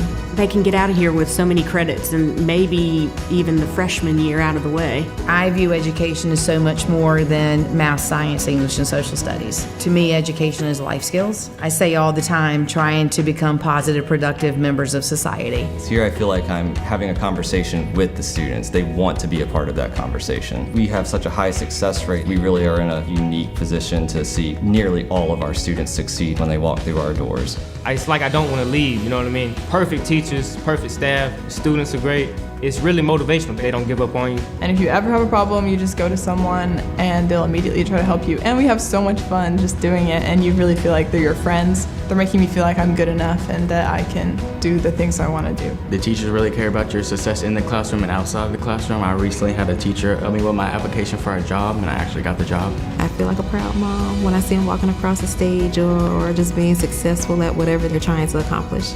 Stepping on a college campus versus being in a traditional high school. There's just a whole different feel about it. We see that students, their heads are held a little bit higher. The behavioral expectations, they just naturally happen. I love those success stories. They came here because they weren't successful at their previous school and they found success here. One thing I'm looking forward to after leaving here is being successful and coming back and letting them know that I was successful. I have kids from probably even 12 years ago that still come back, and it's a great feeling to know what they're doing now and to see what they've succeeded in. Being NCA approved does allow for students to take our courses and still continue to be scouted by other colleges. I think our biggest opportunities for students outside of the classroom are participating in our leadership groups and our mentorship groups. They have a lot more access to other areas. They get to explore classes that they've never seen before. We have a lot of students taking psychology, welding, HVAC that they might not get in a traditional high school setting.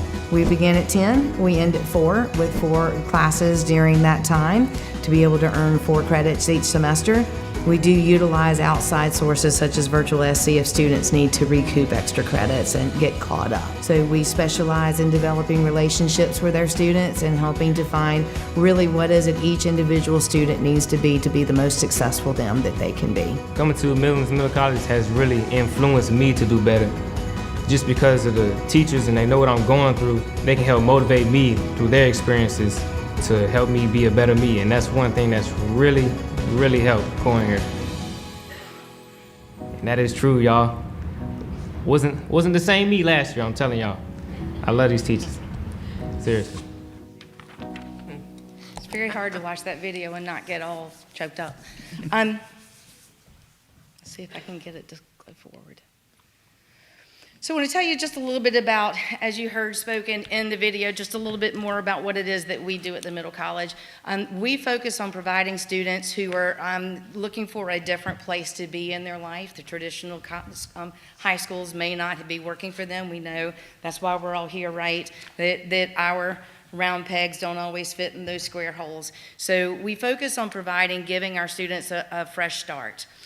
We help that undercredited student, and I think I made that word up, but we help those undercredited students get caught up. Okay, again, there's that dropout prevention side. We assist our students in completing their high school requirements and begin that college a little bit early. Again, like it was noted, we do sit on the airport campus of Tech. I do have no overhead, which is amazing, so I'm able to spend all of my money into providing wonderful, wonderful teachers. But this relationship that we have with Midlands Tech is just absolutely phenomenal, that we are able to get our students into those college classes as an immersive experience, which is a really amazing thing for them. We focus on those relationships. We are a restorative practices school. That begins from the very beginning. Students and parents meet with me at the very beginning, and we get to know each other, kind of talk a little bit about what does that student really need as they walk into the halls of our high school. And that way we're able to really focus on those individual needs. We're preparing for the students for those post-secondary outcomes. And most importantly, we're trying to instill a sense of success and pride in all of our students. I want to introduce you to BJ. BJ is probably one of my favorite students. Well, I tell them all they're my favorite, but BJ really is. He exemplifies what our school is all about. BJ was one of those, and I tell this story all the time, he did not meet our entrance requirements, but when your board member comes and says, I have a student I want you to meet, right? You kind of just say, yes, ma'am, I got it, right? BJ came to us with 4 credits. He has not sat in a high school since his 9th grade year. That's been 2.5 years ago. Prior to that, he was in and out of high school, no family support, just not where he needed to be. That smile on BJ is because that is the first report card that he's ever had A's on.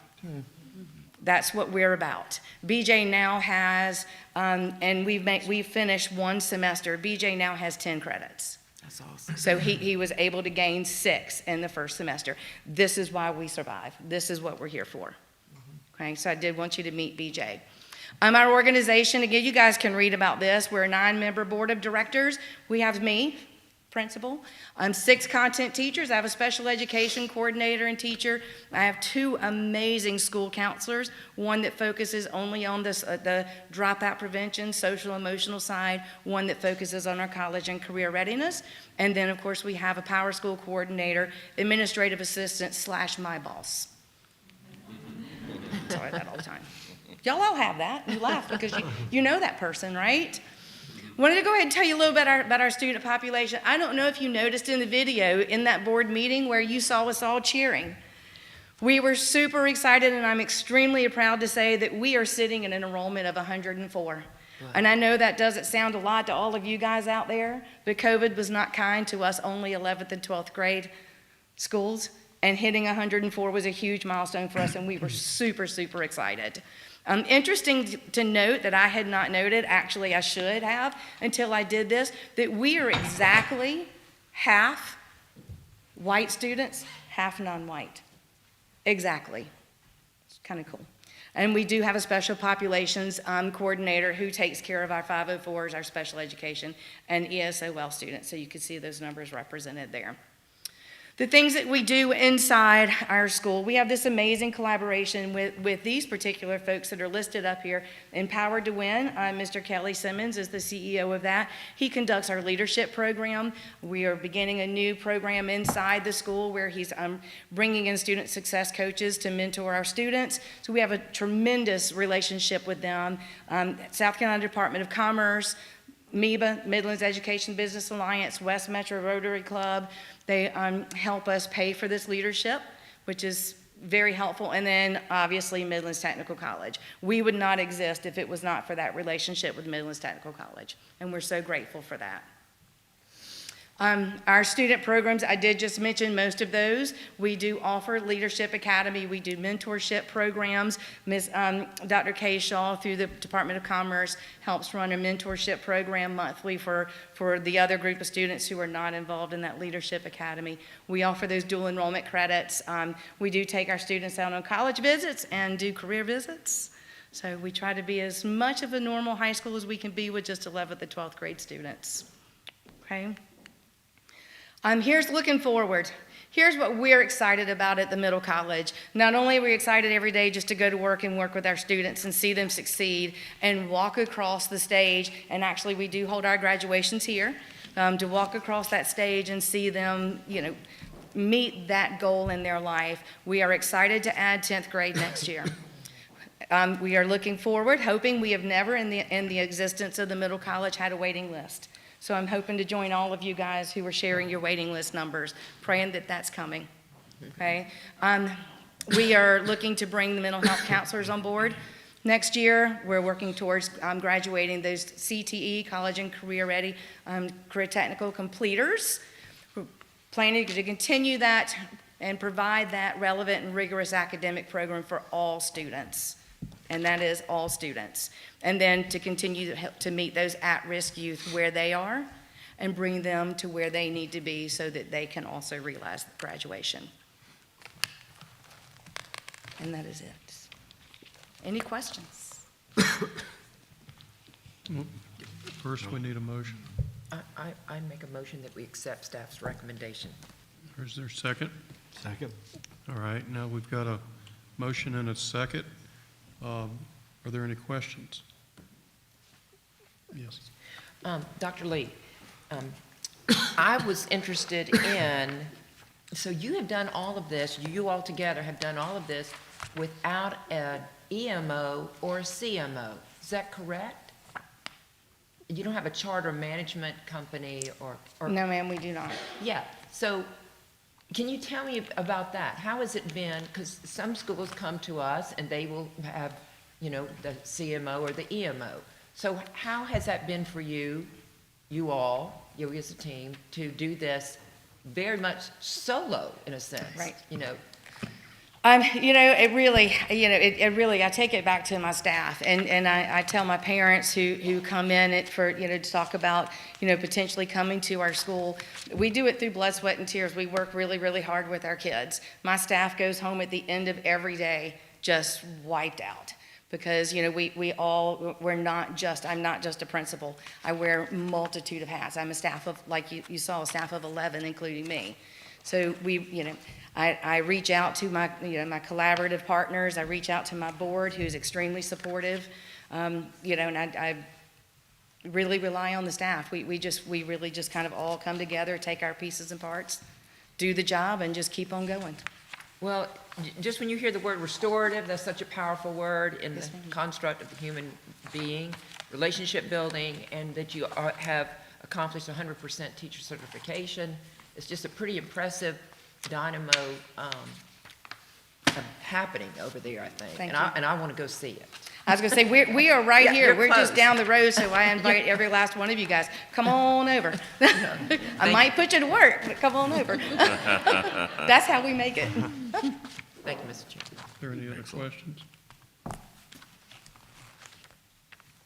Well, I'd like to thank you for the population that you serve.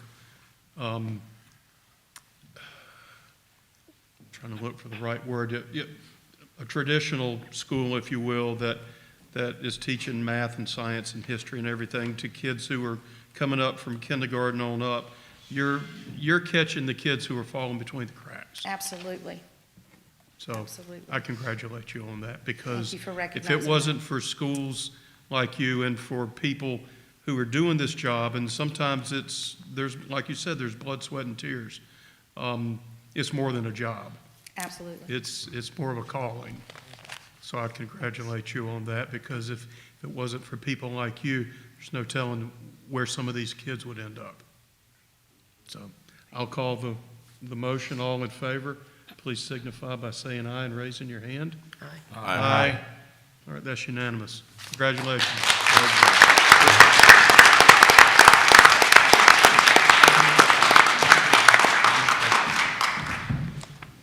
Kristen, could we just take maybe let's take 5 minutes and let everybody stretch their legs a little bit? Absolutely. All right. We're gonna take a 5-minute break. Okay, y'all. Yeah.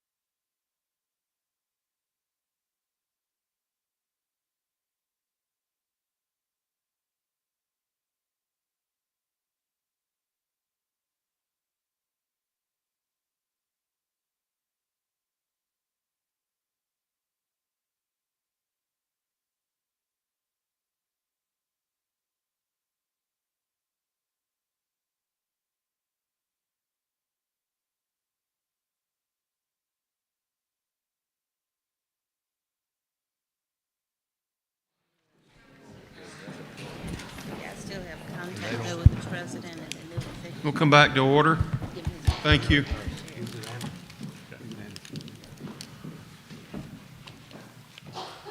Take your time. You're good. No, you're good. Kind of threw it in on you. All right. PD Math, Science, and Technology Academy renewal. Okay, welcome PD Math, Science, and Technology Academy. PD Math, Science, and Technology Academy, or PDMSTA, located in rural Lee County within the PD region, currently serves 198 kindergarten through 12th grade students. In 2022, the school proudly celebrated its first inaugural graduating class. The 14 graduates received 63 college acceptances from 32 different colleges and nearly $900,000 in scholarship offerings.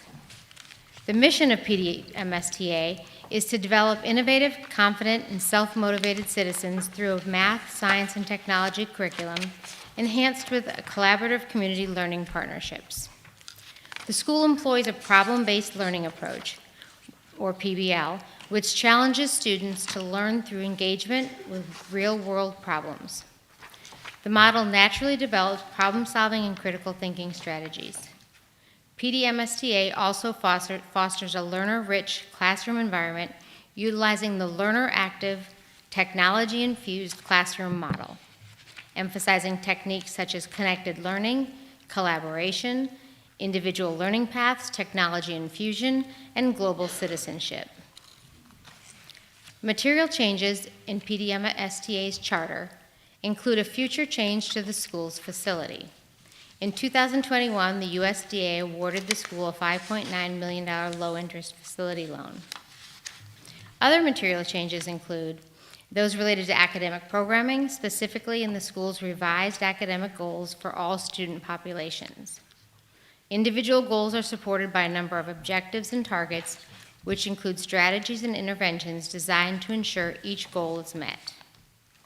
Broad 10-year goals include increasing the percentage of students who meet or exceed on SC Ready, ELA, and math, and increasing and maintaining a high graduation rate. The district recognizes and applauds PDMSTA's dedication to engaging families in the education process and developing students of solid character and integrity. Based on an analysis of the school's academic, financial, and operational performance, the site visit conducted by PCSD staff, and a review of renewal materials submitted by the school, staff recommends approval of the renewal of PDMSTA's charter and contract. Thank you. Do I have a motion? So moved. Second. All right, we've got a motion and a second. Would anybody from the school like to speak? Do you have a presentation? They do. Okay, thank you.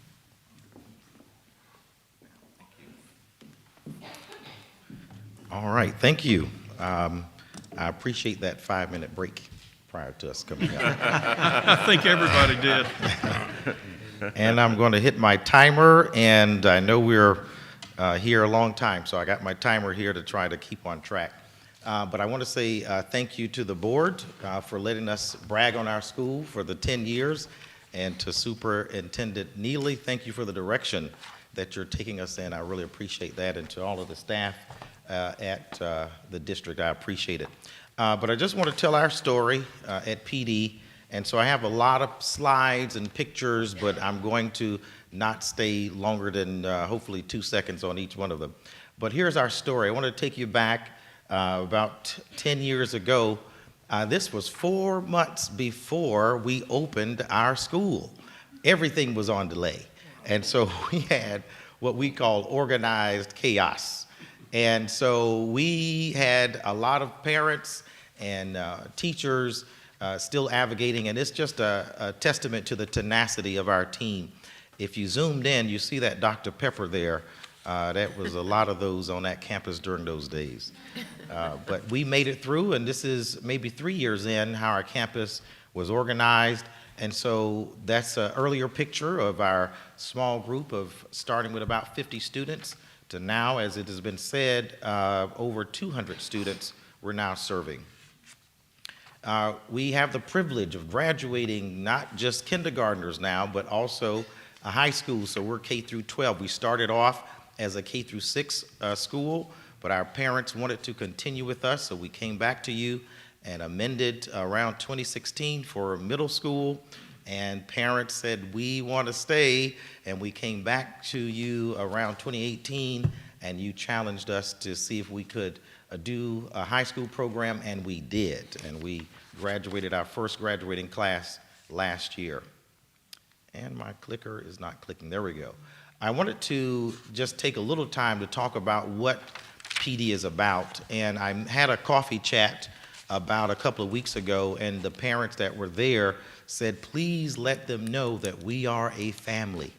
And you will hear that a lot when you come to our campus. And we do that by building positive and strong school culture. And that's built on 4 S's. And these S's are self-efficacy, self-concept, self-esteem, self-management, all built around what we call social emotional learning. It's important to us that all students K through 12 receive at least 20 minutes of social emotional learning every day. Not only that, as the school before me, Midlands, we also implement restorative practices, and so many of our students are able to not receive the punitive approach. We really embed the restorative practices in our school to help build that strong culture. We're a STEAM school, so we have STEAM days. There's a STEAM block in our 3 through 8 schools. We also have a problem-based learning approach. Right now, our seniors are engaged in real-world problems, looking at the United Nations sustainable goals, and so they're doing a project on that. And our after-school program is also STEAM-based. We're able to do all of this through our strong partnership. So you're going to hear this a lot when you come to our campus. The Governor's School in Hartsfield of Science and Mathematics, you see pictures there of students engaged in a science project. Also, one of our newer relationships with the Governor's School of Arts and Humanities, we're working with them through some of our summer programs. But this young lady you see here actually transferred to the Governor's School there in Greenville, and she's doing well. The Clemson Extension, they are a great partnership. We're finally starting our organic garden, so we're really proud of that. One of our parents, they lead the new pantry in Bishopville, and our students are able to support that effort. Our CCTC partnership, this is just from those beginning days. You'll hear more about that shortly. Also, the chief of police is a parent, as well as the sheriff is also a stakeholder. The fire chief is also a parent and also a stakeholder, so you can imagine that safety is an important part of PD Math, Science, and Technology Academy. Also, our local library has a new director, and they're really helping us build a great literacy program there, not only for students, but also for parents. And okay, there we go. And I'm really proud of this. So often when we think about charter schools and the local school district, it's not always the friendliest of relationships. Superintendent McDaniel has really opened up the doors for us to have continued conversations. And so you see some of our students engaged in some of the extracurricular activities, and one of our students is one of their top players in basketball, and some of the other students that you see there are part of that program. So we're really proud of that and what we're going to see in the future. Our leadership team, I have them back here for moral support, because we do that every day at PD, and so you have that in your packet. I actually ask that you all receive that so you can look at that at your leisure. Also with me, we have our Prestige consulting group that's helping us in our finances. Our board chair is here, if you could wave your hand, and so we want to thank her for coming as well. Also, one of our biggest consulting partners, Trey Gambage, is here. He was quite instrumental in building that relationship with CCTC, so we're really proud that he's able to be here. And I don't think I missed anybody who's back there, all right? And our academics, I won't go through this because the district has done a great job putting that in your packet, but we are seeing that our students are learning at a faster pace. our curriculum. We use state books, and we also supplement with iReady and FOSS kits, so I won't stay there either. And also our teachers, Mrs. Benjamin, our assistant, she works well. She's our lead academic person on campus and really providing on-site and off-site professional development weekly, as well as coaching and observations. Our dual enrollment program and early college program is very key for our high school students, and the partnership we have with CCTC has afforded us to really expand our service offerings. And so I'll stop with this. Our first inaugural graduating class was a whopping 14 seniors. And out of those 14 seniors, we had over 14 college acceptances with over 30, actually it's over 60 college acceptances. I did not update the slides. From over 30 different schools. I think I got those statistics correct. Yes. And over almost $900,000 in scholarship offerings. So we were really proud of those seniors. And the person you see there is the valedictorian who is at Clemson University and received a full scholarship there. Wow. Future planning, I will let the video now play and give you more information and rehash some of the things that we shared already.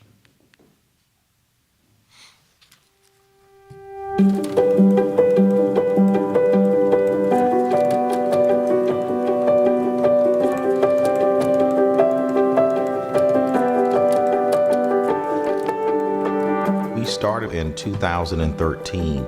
It's been an awesome time reflecting on how we've grown from 50 students to now serving over 200 students. It's really exciting. We're expanding right now with our board and our stakeholders, looking at how we can provide additional facilities for our students.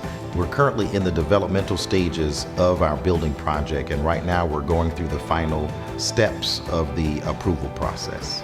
I've had a student here since day one, and I came the year after him. PD prepares their students for adulthood with our core values, allowing them to also have a voice, hearing what they have to say and adhering to it.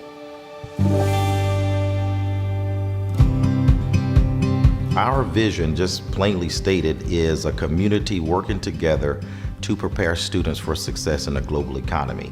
So we truly aim to even create visionaries, student leaders, individuals who are innovative, critical thinkers that can really be those individuals who can provide solutions throughout the community.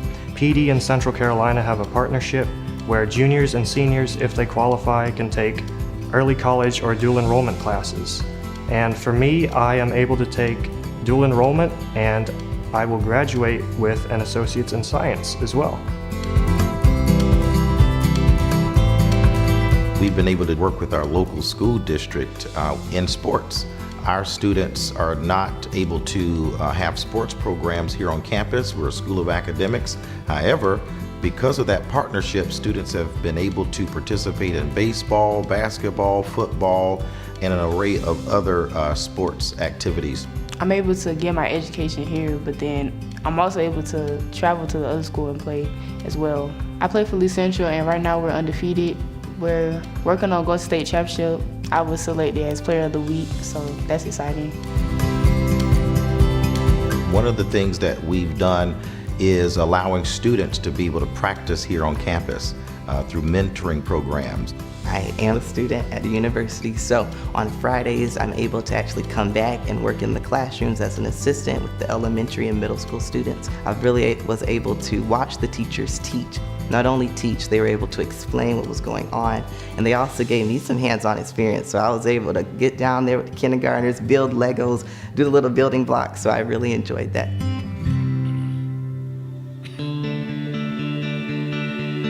One of the things that we've forged over the 10 years are strong relationships with our community.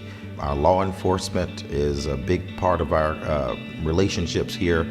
They give back to us by providing us guidance for various safety programs, safety initiatives. CareSouth is one of our health providers here in the area, and one of the leaders in that institution is one of our parents. And so we've been able to really connect with that organization with various initiatives, and it's an exciting partnership that we're looking to continue.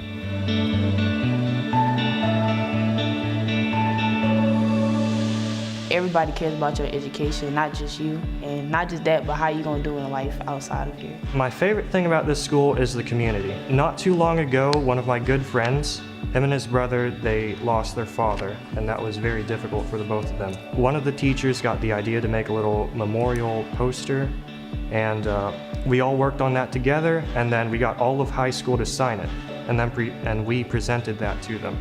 And it was a very beautiful and heartwarming moment, and that just shows how supportive and how caring our community is. PD is important for this area. We are a school of choice, and for some parents, we're the only choice. We want to continue to impact the lives of families and sharing that love and sharing the family, and also engaging in learning that really gives them the tools they need to succeed.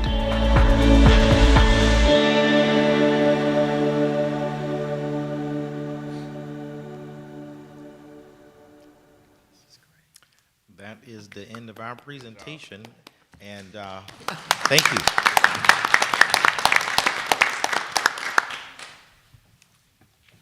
All right, do we have a motion? That's right, I'm sorry. Nope. All right, is there any discussion or any questions? All right, I'll call the vote. All in favor of renewal, please say aye. Aye. Aye. It's unanimous. Congratulations.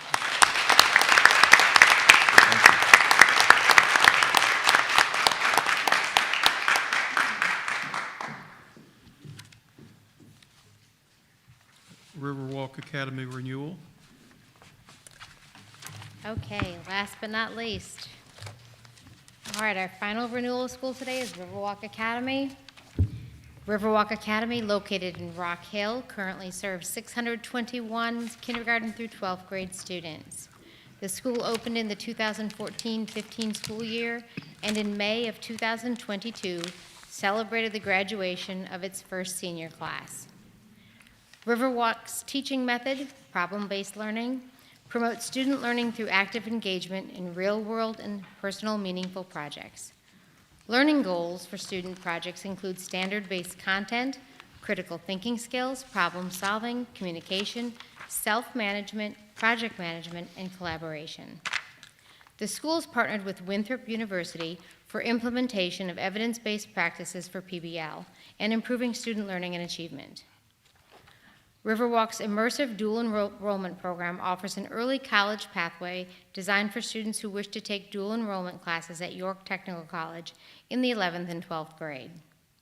Students typically create goals to earn 30 to 60 credit hours or an associate's degree. The school takes pride in its high teacher retention rate, over 90% for the last 4 years. By May of 2022, the senior class earned a total of 363 dual credit hours through York Tech, and almost 90% of last year's graduates took at least one dual enrollment course. Almost 60% of the graduates went on to pursue a degree at either a 2-year or 4-year school. Material changes in the school's renewal plan include moving forward with building a new high school on its current 20-acre property. In addition, Riverwalk established broad, overarching 10-year measurable goals, which include the goal of outperforming students in the school's resident district on ELA and math summative assessments, the goal of a continued yearly increase with the culminating goal of 100% of Riverwalk students identified as college and career ready by 2034, and the goal of measurable improvement in students' critical thinking, communication, collaboration, self-directed learning, and creativity skills. The district recognizes Riverwalk's continued focus on students' key knowledge acquisition, understanding, and success skills. Based on an analysis of the school's academic, financial, and operational performance, the site visit conducted by PCSD staff and a renewal material submitted by the school. Staff recommends approval of the renewal of Riverwalk's charter and contract. Thank you. Thank you. Do I have a motion? Move that we accept the staff's recommendation. Is there a second? Second, Mr. Chairman. All right, we've got a motion and a second. Welcome back. Yes, well, I appreciate everyone's time, and before we jump in, the schools and I were just talking, and we'd ask that 10 years from now, when we all come back, that Gary and Bridges goes last. 'Cause I don't think I can match his Hard act energy. to follow. And also, I realize I'm standing between y'all and lunch, so we will try to make this thing quick. So good afternoon, Chairman Payne, board members, Superintendent Neely, district staff. My name is Robert Compton, and I'm the head of school for Riverwalk Academy. I'd like to take a few minutes just to review the 5 W's of Riverwalk. This brief presentation will cover the last 9 years and provide a little bit of a glimpse into our future. Down. Oh, it's playing a video. There we go. So there we go. Do apologize. So who is Riverwalk Academy? So before I get started, I'd like to introduce a few folks that are here with me today. I'd like to take a few moments to recognize some people who've made the trip down with me. So we have our elementary principal, Mrs. Erica McCrae. Our middle school principal, Dr. Christina Dempsey. Our secondary principal over at our York Technical College campus, Mr. Ball. We also have our marketing and enrollment coordinator, Ms. Kayla Bumgardner. And our board chair was with us as well today, Mr. Michael Riddle. I'm not going to make y'all stand the whole time. So a little bit more about us. So who are we? So we are a K-12 charter school, and we believe in outcomes when instruction is taught through a project-based learning model. We believe in the power of student and staff inquiry. We are a Pride of Lions, who are made up of teachers, staff, students, parents, and surrounding community. We're a school that believes in striving for being courageous over being perfect. A little bit about our student population. We have approximately 53% of our students are identified as being pupils in poverty. About 20% of our students are identified as having a disability and in need of specialized services. I believe the state average is just, for comparison purposes, the state average is about 13 to 14% right now. Most of the 20% of the students that I just mentioned were identified prior to enrolling at Riverwalk Academy. And then also our students, and with a little graphic here, our students attend Riverwalk and pull from 8 different school districts in the York County and surrounding areas. So what is Riverwalk? So the mission at Riverwalk, which we have slightly updated, is that our project-based learning approach promotes an environment where students are seen as individuals, taught the power of positive relationships, and equipped to take the ownership of their choices. This is a slight modification to our mission that was found in our original charter. The previous mission statement we felt it was difficult to read, and we think there was a word that was slightly omitted to make it a better mission statement. So working with the staff over the past year or so, we as a group crafted the new one. Fundamental principles are all still the same, just making it a little bit easier to read and to understand. So I've given you a copy, and I'm not going to read this to y'all, but just a copy of an article that we wrote last year. So as I mentioned, we are a PBL school. So implementation of PBL has definitely been a journey for us, and it's a long way from being over. Last year, we made some significant changes to our professional development as it related to PBL, and we targeted specifically 3rd grade with our external PBL coach. This year, we've expanded that to include 2nd and 4th grade while continuing to support 3rd. So we've provided you all a copy of the article that we wrote last year that sort of outlines a little bit of our journey and the why behind PBL. So So sticking with the 5 W's, we're going to move on to when, or in other words, our timeline of events. So in 2013, the organizing committee set forth to bring PBL to Rock Hill. The school opened its doors in August of 14 to 232 students. The school started off in a closed private school, which also happens to be the birthplace of several charter schools in the Rock Hill area. I believe it's a prerequisite. If you're going to have a charter school in Rock Hill, we all start off in the same old Trinity campus that you see there on that photo. So in 2016, though, the school opened its doors at its permanent location, which is located in Western Rock Hill.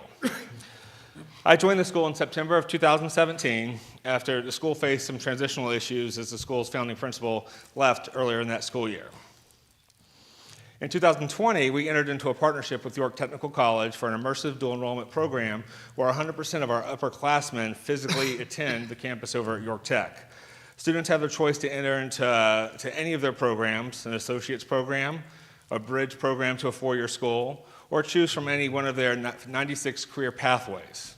Or they can just choose to continue their journey by taking classes that are taught fully within our staff, but still maintaining that college-like experience. In 2021, our financial outlook changed for the better by securing a $17 million bond through JETA to finance the acquisition of our current campus, where at that time we were leasing at a pretty astronomical rate. In 2022, the school had its first graduation, where 17 students graduated. 3 of them with their associates, and they actually earned those degrees about a week prior to walking for our graduation. And 48% of our students graduated with over 24 college credits that we're able to take with them.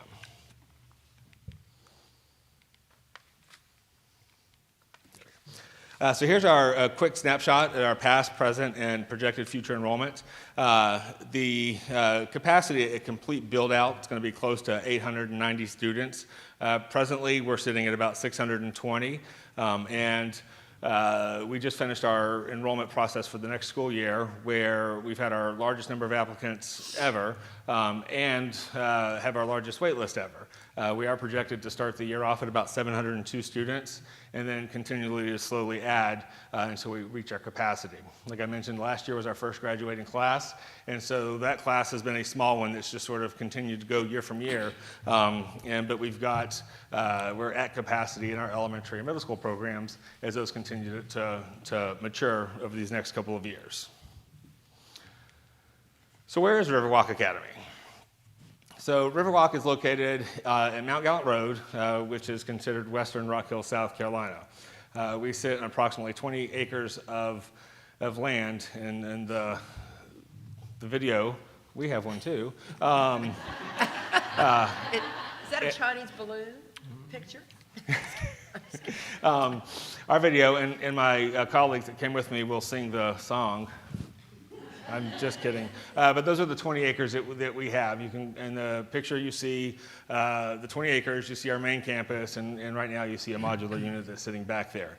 The other thing I just wanted to point out about our location is, while technically we are part of Rock Hill School District 3, if you literally jump out the back fence of our property, you immediately jump into Clover, which is York 2's attendance zone, and then if you go about a half mile down the street, you're in York 1. So we are really about the farthest point west in Rock Hill that you can be. So why Riverwalk? I know this is the most important question that everyone has right now. So for starters, in all 3 areas, we're either strong with a good foundation, or we're trending in a positive direction. And this is in the areas of our academic outlook, our financial outlook, and within our operations. I do want to briefly talk about our proposed goals for the upcoming renewal. For our academic goals, we're proposing 4 new ones, 2 of which were academic-based in the areas of ELA and math.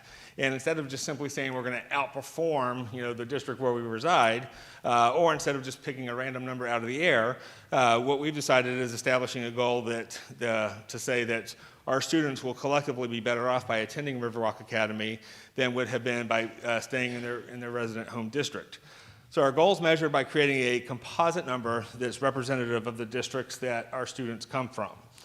Our goal is not necessarily tied to a particular assessment, and that's one of the issues that we faced in our current charter, is it was tied to a particular assessment whose threshold of performance was much different than the assessments that we're using today, or much different than SE Ready. So it's not tied to a particular assessment, and so no matter whatever the state test will be, or no matter what the student population is going to be, or no matter how our population might shift, our goals will be fluid, and it can adjust for such factors. So right now, in the goal that we're proposing, essentially states that when we have a subpopulation of students coming from a different school district at about 5% or greater, we will consider that to be part of our targeted goal. And so if we had 5% of our students, and I'm just talking hypothetically here, coming from Chester, and then 19% coming over in York 1, and then York 2, we've got 20%, and York 3 at 60, collectively, that will become our benchmark that we're shooting for. And again, as our population shifts, or if we get a larger subgroup, from Fort Mill, well, Fort Mill's performance will also be factored into that. So again, it's something that will shift a little bit over time, and we felt like taking that approach was better than just simply saying, we will be better than the district where, we are just 2 acres away from being into another district. So that was what our ELA and math goals are. Our college and career readiness goal, very similar. It's about ensuring that our students are either career or college ready. Like the previous goal, it's not tied to a particular assessment or specific accountability measure. It's fluid and meant to adjust over time. So no matter what the measure is that the Education Oversight Committee puts forth, it will adjust to whatever that new assessment is.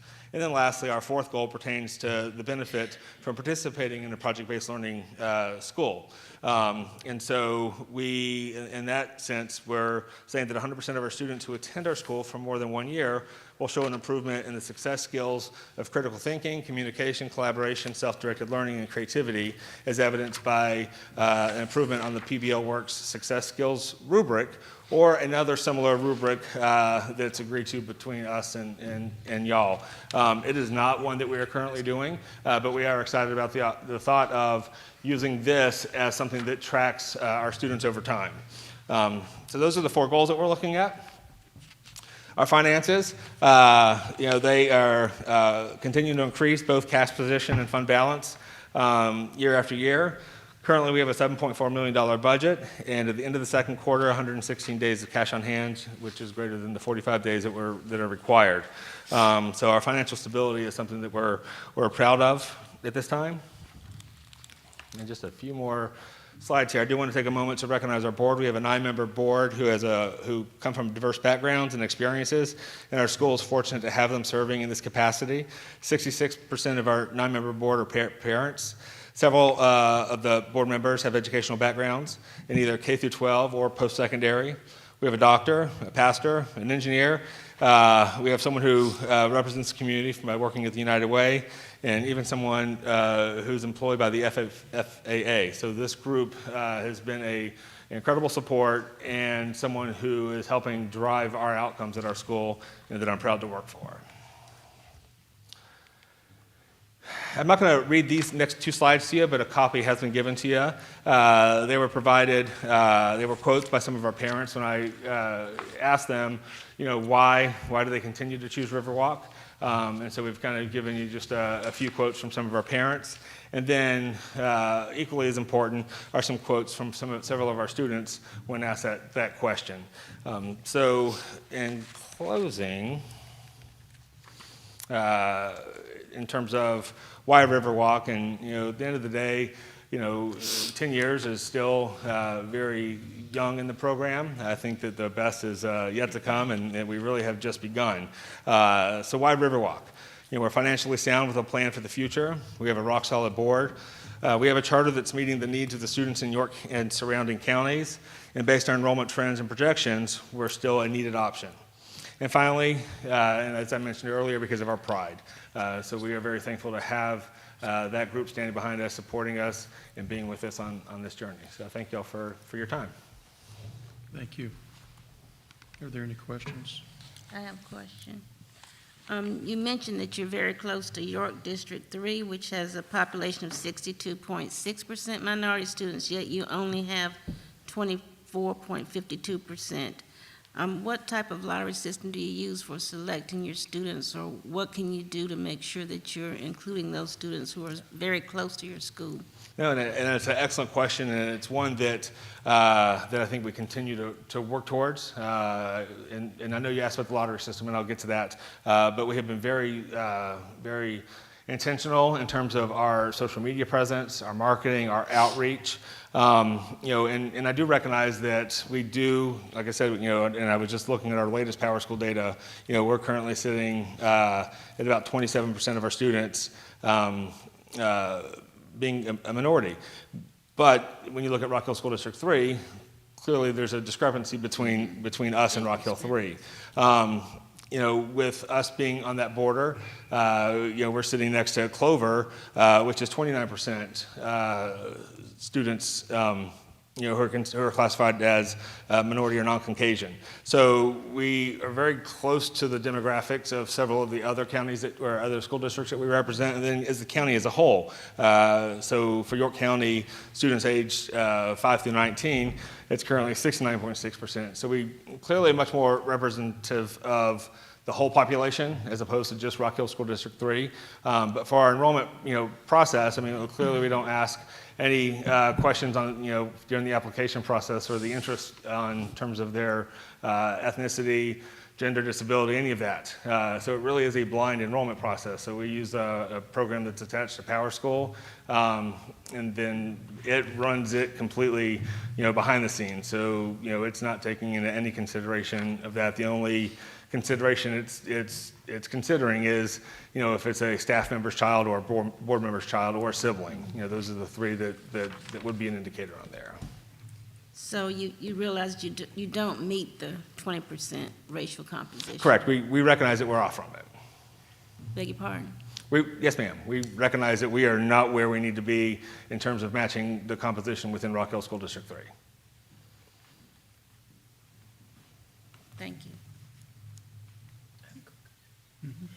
On your project-based learning model? Yes, ma'am. How do you distinguish, I'm sure there is, but some projects might be done by an individual and some by the group, which brings out neat dynamics in a group, but the individual has to bear everything. So how is that kind of thought through in project-based learning?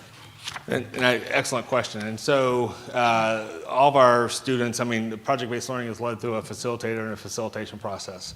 So it's not the case of Monday we're going to throw out this project and then 2 weeks from now we'll just see kind of where you land. That they have ongoing facilitation and check-in meetings with that group.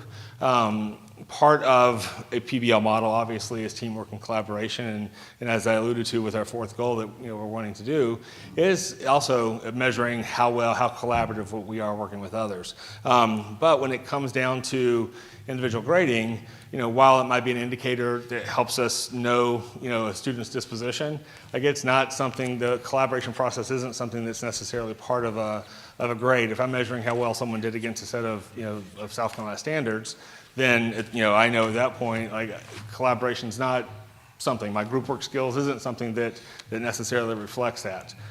So a lot of it is just the ongoing facilitation and check-in by our staff members.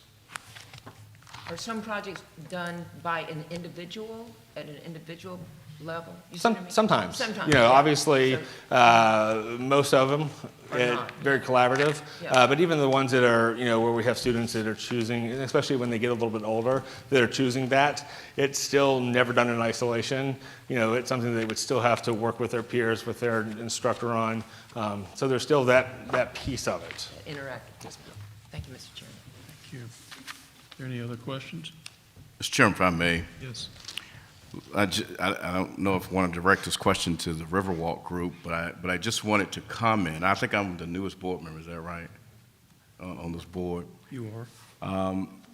But I just wanted to comment and say to this board and to all of the schools that I've had the opportunity to listen to today, how impressed I am with the leadership that not only the staff here at the South Carolina Public Charter School District has demonstrated to assist these groups. I've been, well, I may be a little new to this board, but I'm not new to the charter school world. And I've been around this for a very long time, and to see the type of quality that we have here in our district is just very impressive. And I just wanted to comment on that. and thank all of you for educating me, and I look forward to being able to get out there and visit our schools and see what we're doing. But I just wanted to just make that comment today. Thank all of you for being here and for educating me as a new board member, and I'm glad I came on at the 10-year authorization period. I think that was perfect for me to hear this. So I just wanted to make that comment, Mr. Chairman. Thank you. Thank you. All right, thank you. All right, any other questions or comments? All right, we'll call the vote. All in favor of the motion to accept staff recommendation to approve Riverwalk Academy renewal, please raise your hand and say aye. Aye. Aye. Any opposed? Opposed. Congratulations. Thank you.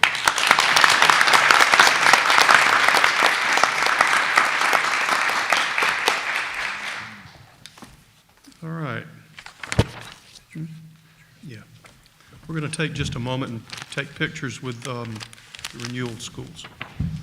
And if our school partner colleagues would kind of line up in the order that we heard Okay. the Yes, renewal the board. recommendations, we'll bring you up individually at schools and get pictures.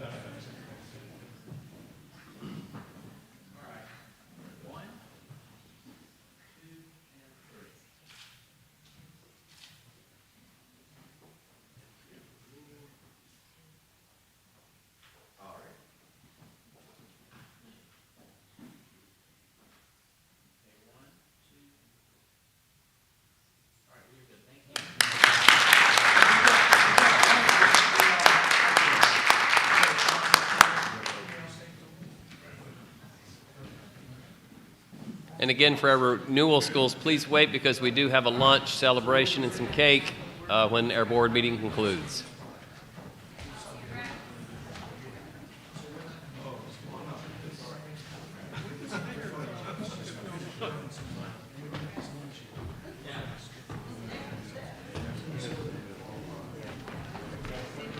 Hey, that for him.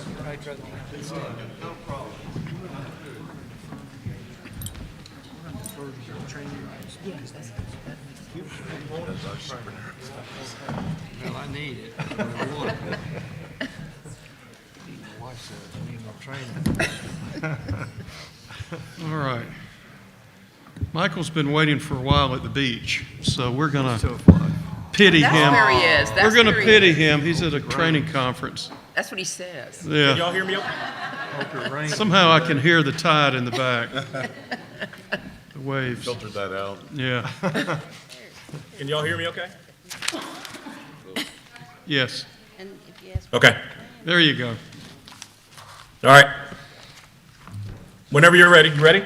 Go ahead. Okay. Mr. Chairman, I'm excited to be here amongst 300 bean counters down here at the beach, so I appreciate that. Sorry I missed y'all today, but look forward to getting back in Columbia tomorrow. But just a couple things on the agenda we learned about, Mr. Chairman, yesterday. It was an exciting day talking about tax reassessments, rollback millage, fee and lieu tax. So we had an exciting day talking about stuff like that yesterday. But let me jump into the financial reports.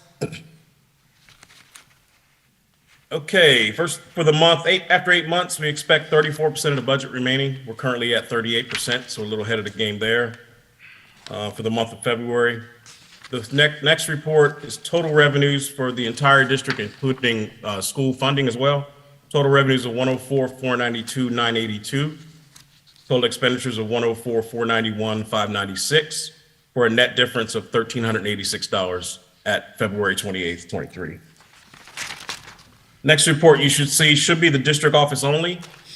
You'll see month to date, we total revenues $320,208. That brings our year-to-date total for $2,422,745. And then total expenditures for the month, $288,732. And then total expenditures year-to-date, $2,275,188, or a net change of positive $147,557. And if you add that to our beginning fund balance, that will put our balance currently at just over $2 million at February 28th. The next report should be district office only, but by division. Total leadership is 988,809. Total sponsor performance is 279,758, excuse me. Support and implementation, 465,720. And then finance and operations at 549,01 for, again, a total of 2,275,188, or 38% remaining on the budget. Next report you should see should be our fund balance report, and it projects out fund balance through the remainder of the year. Again, starting with the $1,863,435. If you project out the final 4 months of March through June, that'll put us at $2,306,108. That's just a projection for the year. Next report should be your EIA report from the State Department. Our total allocation, again, this is for the 45 day, excuse me, 187, 610, 594, 34 for that year at that point.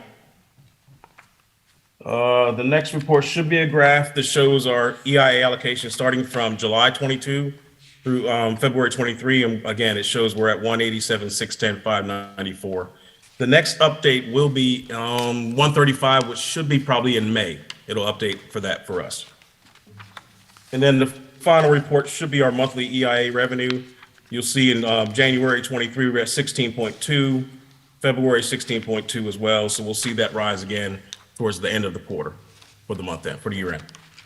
Mr. Chairman, that completes my report for the month of February. Thank you.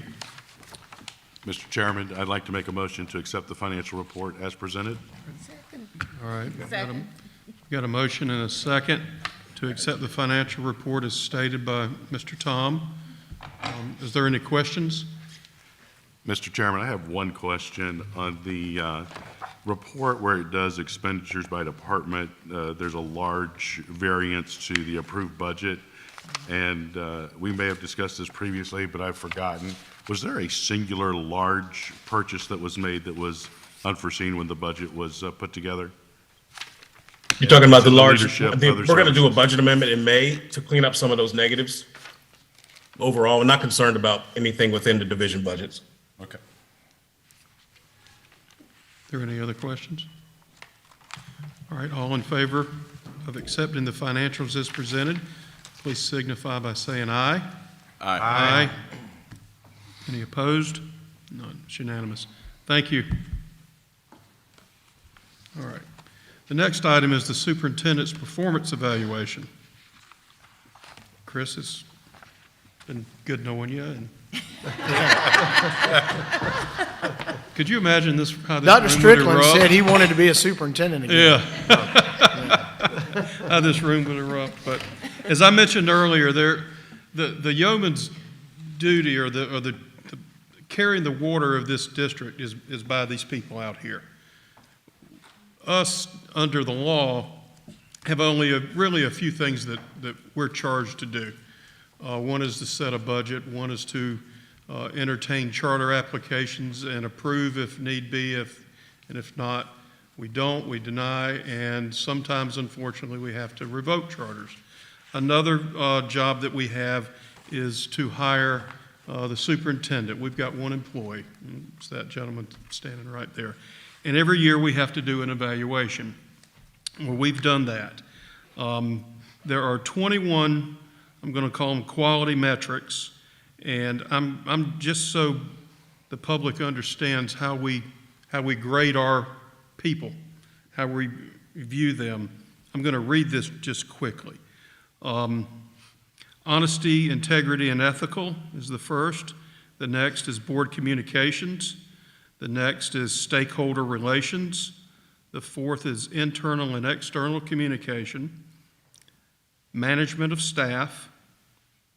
Builds a healthy culture. Then execution of LEA responsibilities. Next is execution of authorizer role. The next is strategic leadership. The following is legislative affairs. Then finance and budgeting.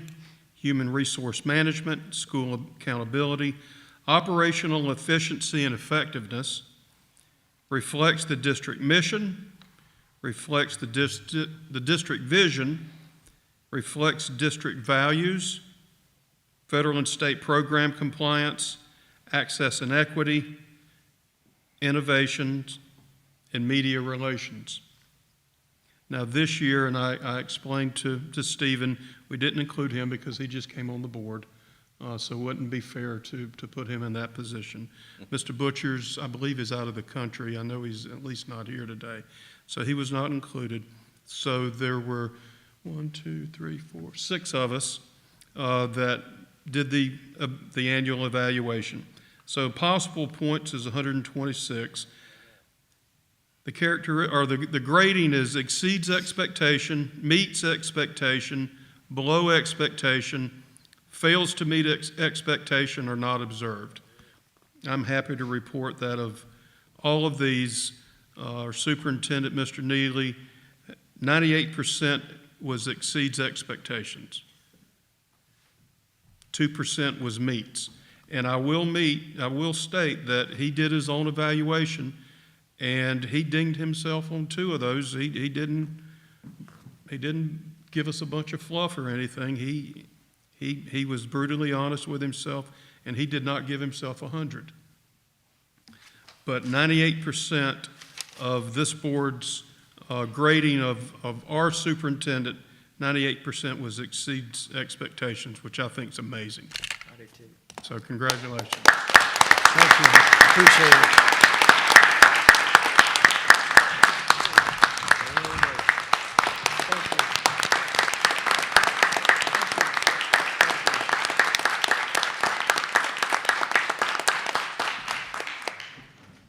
And not to puff his ego too much, and I don't have to say this because he'll be the first one to tell you he cannot do his job without these staff out here. No question about it. Now, I normally wouldn't do this, but my board members have asked me to read their comments.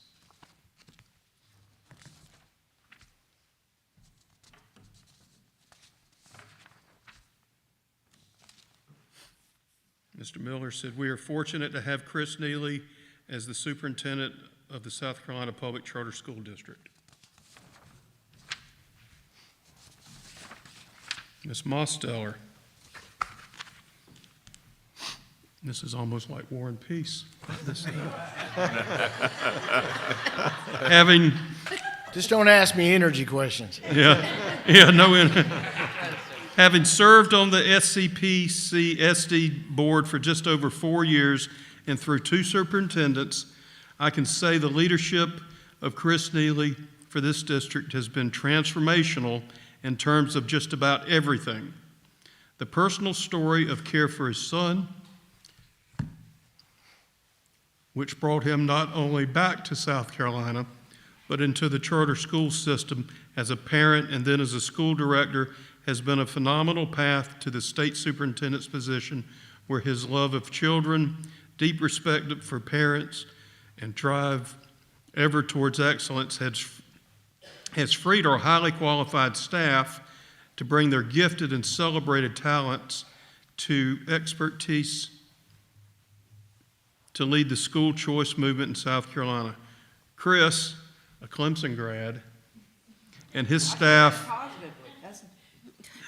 staff together have created an all-in team with synergy, vision, engagement, professionalism, and purpose that I believe is and will significantly further the cause of educational choice and access in South Carolina. Dr. Pope. Mr. Neely has had a very positive impact on the operations and management of the SCPC-SD. He has improved the working relationship of his team by encouraging collaboration, transparency, and connectivity. He knows the value of clear and concise communication and uses these tools to keep everyone informed and moving in the same direction to fulfill the values, mission, and goals of the district.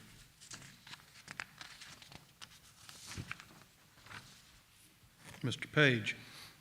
The district continues to make strides forward in serving the students entrusted to us. I believe through Chris's leadership, we have continued to deliver on our mission to the schools and students we serve.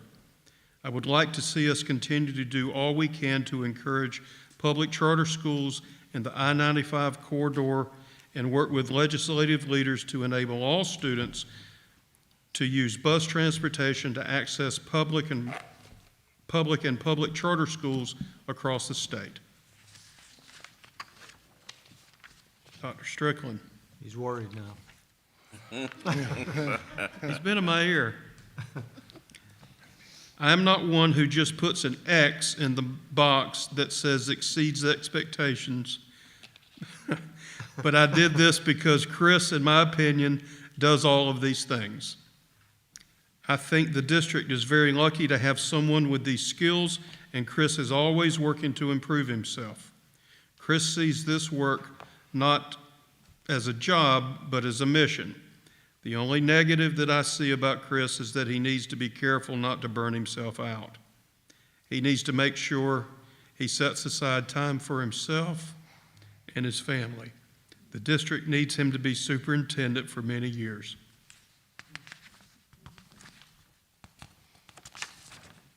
And that's it.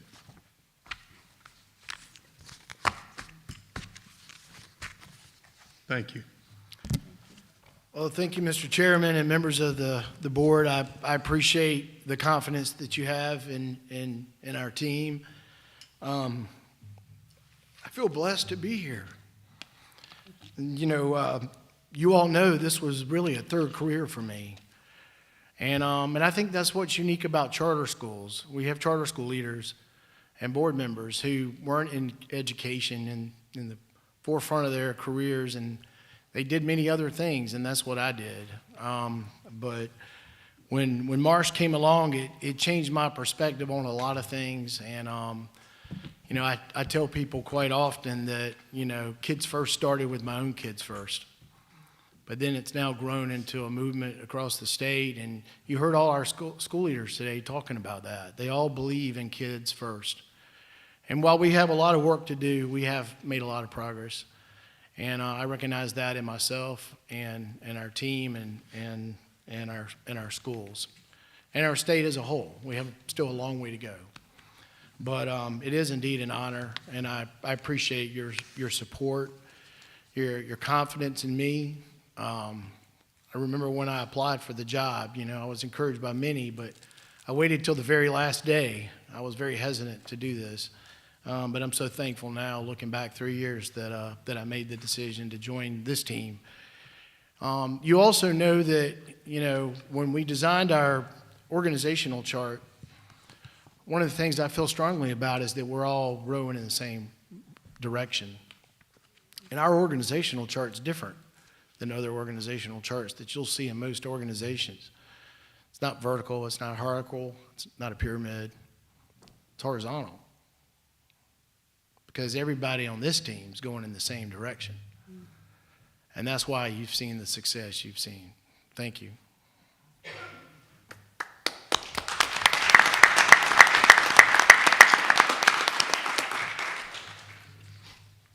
You want me to go ahead and give my update? And I'll make it quick because I know we have lunch. Dinner. Oh, that's right. You need a motion to accept the. Oh, that's right, I do. Yeah. I was focused on you. Yeah. All Eric's right. looking out for us. Thank you. We accept the superintendent's evaluation as presented. Second. All right. I'll ask the question. It's rhetorical. Is there any discussion? Well, Mr. Chairman, I do have to make a comment. Okay, all right. So I certainly would love to vote on this recommendation, but I just want to say for the record that I've known many of you for a long time. I have a lot of friends sitting around this dais here, but the only reason I accepted the opportunity to come and serve on this board is because of Chris Neely.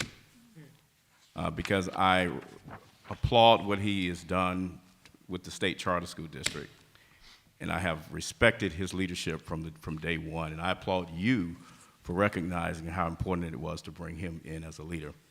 So I don't know if I can vote on it, but if I can, I certainly want to vote to affirm this evaluation today as well.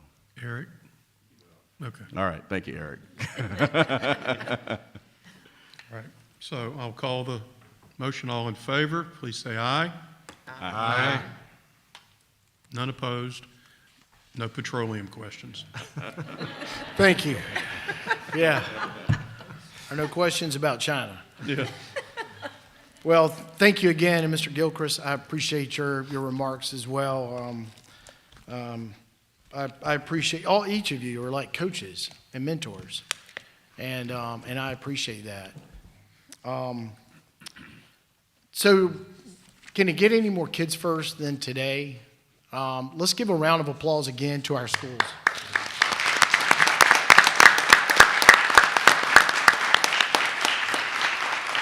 I was taking notes when each of our school leaders were presenting, and I mean the quality of our school leaders and their boards. Each one of these schools is unique. That's what is really cool about this district. We're not cookie cutter. Every one of these schools are unique, and they're meeting a certain demand in the communities in which they serve. Gary, I don't think anybody's got more passion and energy than you do for the mission of your school. Let's give Gary a round of applause. I think Robbie Compton, is Robbie still in here? They had to leave. Well, Robbie Compton, probably one of the most thoughtful and collaborative spirits I know. Let's give them a round of applause. And Tom Cronin, I'm glad you left. You're no longer a Connecticut Yankee. I'm glad you came south because you're one of the most visionary leaders that I've met, and I really appreciate the way you can look into the future and drive your team there. So let's give Tom and his team a round. Laurie Lee, she opened her doors and lets me actually come and teach at her school. And then I got to come back and do it again. But she's one of the most compassionate, empathetic people for her students. You know, she's in the hallways. She's not hiding behind a computer. She loves her students, and she wants them to perform and be their best. So thank you, Laurie. Let's give her a round of applause. And Keith, You're operating a school in probably one of the most challenging counties and areas in the whole state of South Carolina, and in fact, one of the poorest counties in this state. Yet, you know how to build a culture and a community like none other. So let's give you a round of applause.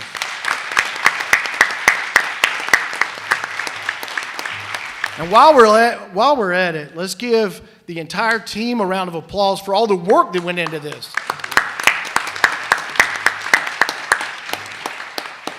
Christy, where's Christy? There you are. Welcome. She's going to be our SIS coordinator and administrator, and we're very excited about that. That's Power School, and we're just so excited to have her on the team. She came from Lexington 1, and just high quality. So, and then of course you heard she's got a child that attends Midland Middle. So love that. Just a few things. I'll make this real quick. You've heard me talk about we want to be more engaged with the scouting program. So they're going to be coming to our School Leaders Summit that's coming up in a couple weeks. All the councils from around the state are going to be here to present, to get kids engaged and involved in scouting, the outdoors. So many kids don't have access to the outdoors for camping and fishing and things like that. So we want to be able to offer that opportunity. Bridges got to take part earlier this year in our activities over at Camp Leopold over in Pinewood, South Carolina. And I would say the students, Gary, had a good time, right? So we're going to have more access to more camps like that where our students can do camping and things like that. Some of the most recent school visits, we've been at Learn for Life, Compass, Bettis, Fox Creek, and Pace just in the last 2 weeks. We continue our professional development. We want to be better as leaders and as a team. So Dr. Kelly Pugh, former superintendent that you all know, she's been instrumental in designing our professional development for the staff. But we also held 2 workshops with our schools so that they could better themselves when it comes to the goals that are in their charter. We want SMART goals. And so you saw what happened today and the goals that these schools have. They got in with Kelly early on. Now we're bringing in all our other schools to get them engaged so that we can all have high-achieving goals and strive to meet those. Superintendent Runyon and I met with the mayor of Columbia, Daniel Rickerman, the other day. So South Carolina just had this major announcement with Scout Motors. It's going to be just north of Columbia and Blythewood, 4,000 jobs. But we're going to need workers, trained workers, to help manufacture these new Scout vehicles. So we met with the mayor, who worked with the governor and others to make the deal happen, and said, look, you're going to need a trained workforce. We need more charter schools in the Midlands. What if we co-located a new charter school, a STEM automotive charter school on the campus of Scout Motors? He said, let's do it. So our next stop is to meet with the officials at Scout Motors, but those are the kind of things you do when you work with stakeholders and our elected officials and with our other school partners. So more to come on that. And we had our second meeting, a workshop yesterday with Fort Jackson. We have a school down at the Joint Base in Charleston, Palmetto Scholars. This would be the second potential opportunity to put a charter school in one of our military bases. The governor and others have said, look, we hear from these base commanders that they want better schools. And so Fort Jackson doesn't have a charter school, so we're now going into the next phase where we'll present to their community on post about the concept of creating a charter school. So very excited about that opportunity. When we say all needs to also include our military families, which South Carolina has a lot of across the state, down in Beaufort, Sumter, Charleston, and Columbia. So we want to continue to do more there. Superintendent Ellen Weaver is going to be participating as well on our Leaders Summit on March 23rd. We're excited about that. And Superintendent Darrell Johnson, who y'all know, is going to come, and he's like half comedian, and like half, let me tell you the other half of the story about being a school leader and a superintendent. He has a book. They didn't tell you that was going to be in the book. That's the title, by the way. And so we're really excited about Daryl coming and working with us. The authorizing team is in the final phases. They're heading into the capacity interviews. And then we've got to have the applications ready for you to review and vote on next month. We have to have that done before May 1st statutorily. So you're going to be getting a lot of information here in the next few weeks. Please take the time and due diligence to read through these applications. There's a lot of them. You're going to have 9 of them coming your way. And don't forget, we've got 3 new schools opening this fall. So a lot of movement on that front. We've been working, John's team's been working on a new district dashboard. We had one last year. I didn't like it. We got rid of it. And we have a whole new 21st century version of the dashboard. So you're going to see that for the next month for the first time. And it's going to have all the key indicators about the district, our finances, academic performance, testing, and all that. So we're really excited about being able to provide you with that tool. So SCASA has what they call a SEAL program, and it's basically a professional development university for superintendents, school leaders, and teachers. And so we've got several of our employees who just graduated from their level of the SEAL program. So I'd like for Perry Mills and Emily Baker to stand up, and let's recognize them for completing the silver strand. And then Susan Howard, John R. Payne, and Emily Paul, they just completed the gold strand. And I feel strongly about this program. I'm in my platinum year, and I finish up here in a couple weeks. Some of you participated in a 360 review for me, but excited about that. And I want this group to move up to the next level, and then I want to be able to take the rest of our staff and put them in this program. You can't get enough professional development, in my opinion. We can all be a better version of ourselves. In the last couple weeks, and you heard the budget report, but we've processed 1.3 million grants just in the last 2 weeks. On the Kids First radio show, we've had Trevor Ivy, we've had Tall Pines Compass, and the chairman of the House Education Committee, Shannon Erickson, on the radio show. And today, the podcast with Chief of Staff of the Governor, Trey Walker, is out, so I invite you to listen in on the Kids First podcast. And then Chairman Erickson will be coming up in a couple weeks. Our Senate budget hearing is coming up. That's March 15th. So I'll be going before the Senate to present the budget for our schools, and also for Palmetto Excel, which is going to be the new diploma track program for adults over 21 that's going to operate at Trident Tech down in North Charleston. So real excited about the opportunity to go and present before the Senate. We did that before the House a few weeks ago and got a lot of great feedback and encouragement from the members of the House. So real excited about the direction that's going there. And then after I finish, we're going to have a celebratory luncheon with everybody, so I don't want anybody to leave. Teresa and Crystal have got a big celebration plan. We got cake to eat and cut. So, Mr. Chairman, that's the end of my report, pending any questions. Are there any questions for the superintendent? Having said that. Actually, yeah. I have one final item, Mr. Chairman, if so, right? All right. Yeah. On the MOA, so what you did today was critical. For 2 years now, I've been talking about the need for 3 years now, peace and stability in the charter market. I'm all for competition. I'm all for an open market, free enterprise. I'm entrepreneurial by heart. But sometimes there has to be boundaries, and a lot of times that starts with just 2 people coming to an agreement. And then sometimes the state has to step in. And I know there's an accountability bill in the legislature right now to try to create some stability when it comes to charter transfers and things like that. But the fact that over the last several weeks that we've been able to come to an agreement with Limestone Charter Association and the new leadership at the college and their new attorneys to get to the point where we are today where, Eastlink felt like it was best for them to be able to go to Limestone for the sourcing of their teachers. I'm glad that we were able to work that out. I think it quiets all the noise at the State House. It makes our leaders happy when charters aren't making a bunch of noise.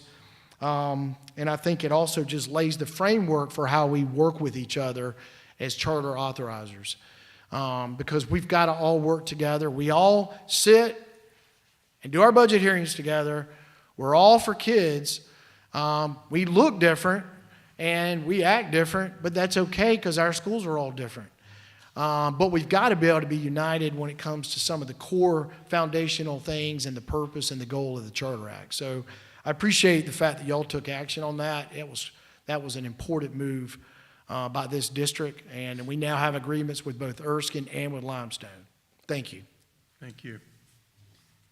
I hear 7 grumbling tummies up here, so we're going to go ahead and adjourn. And again, I hope everyone stays for lunch. And again, congratulations on all the renewals. All right, good deal.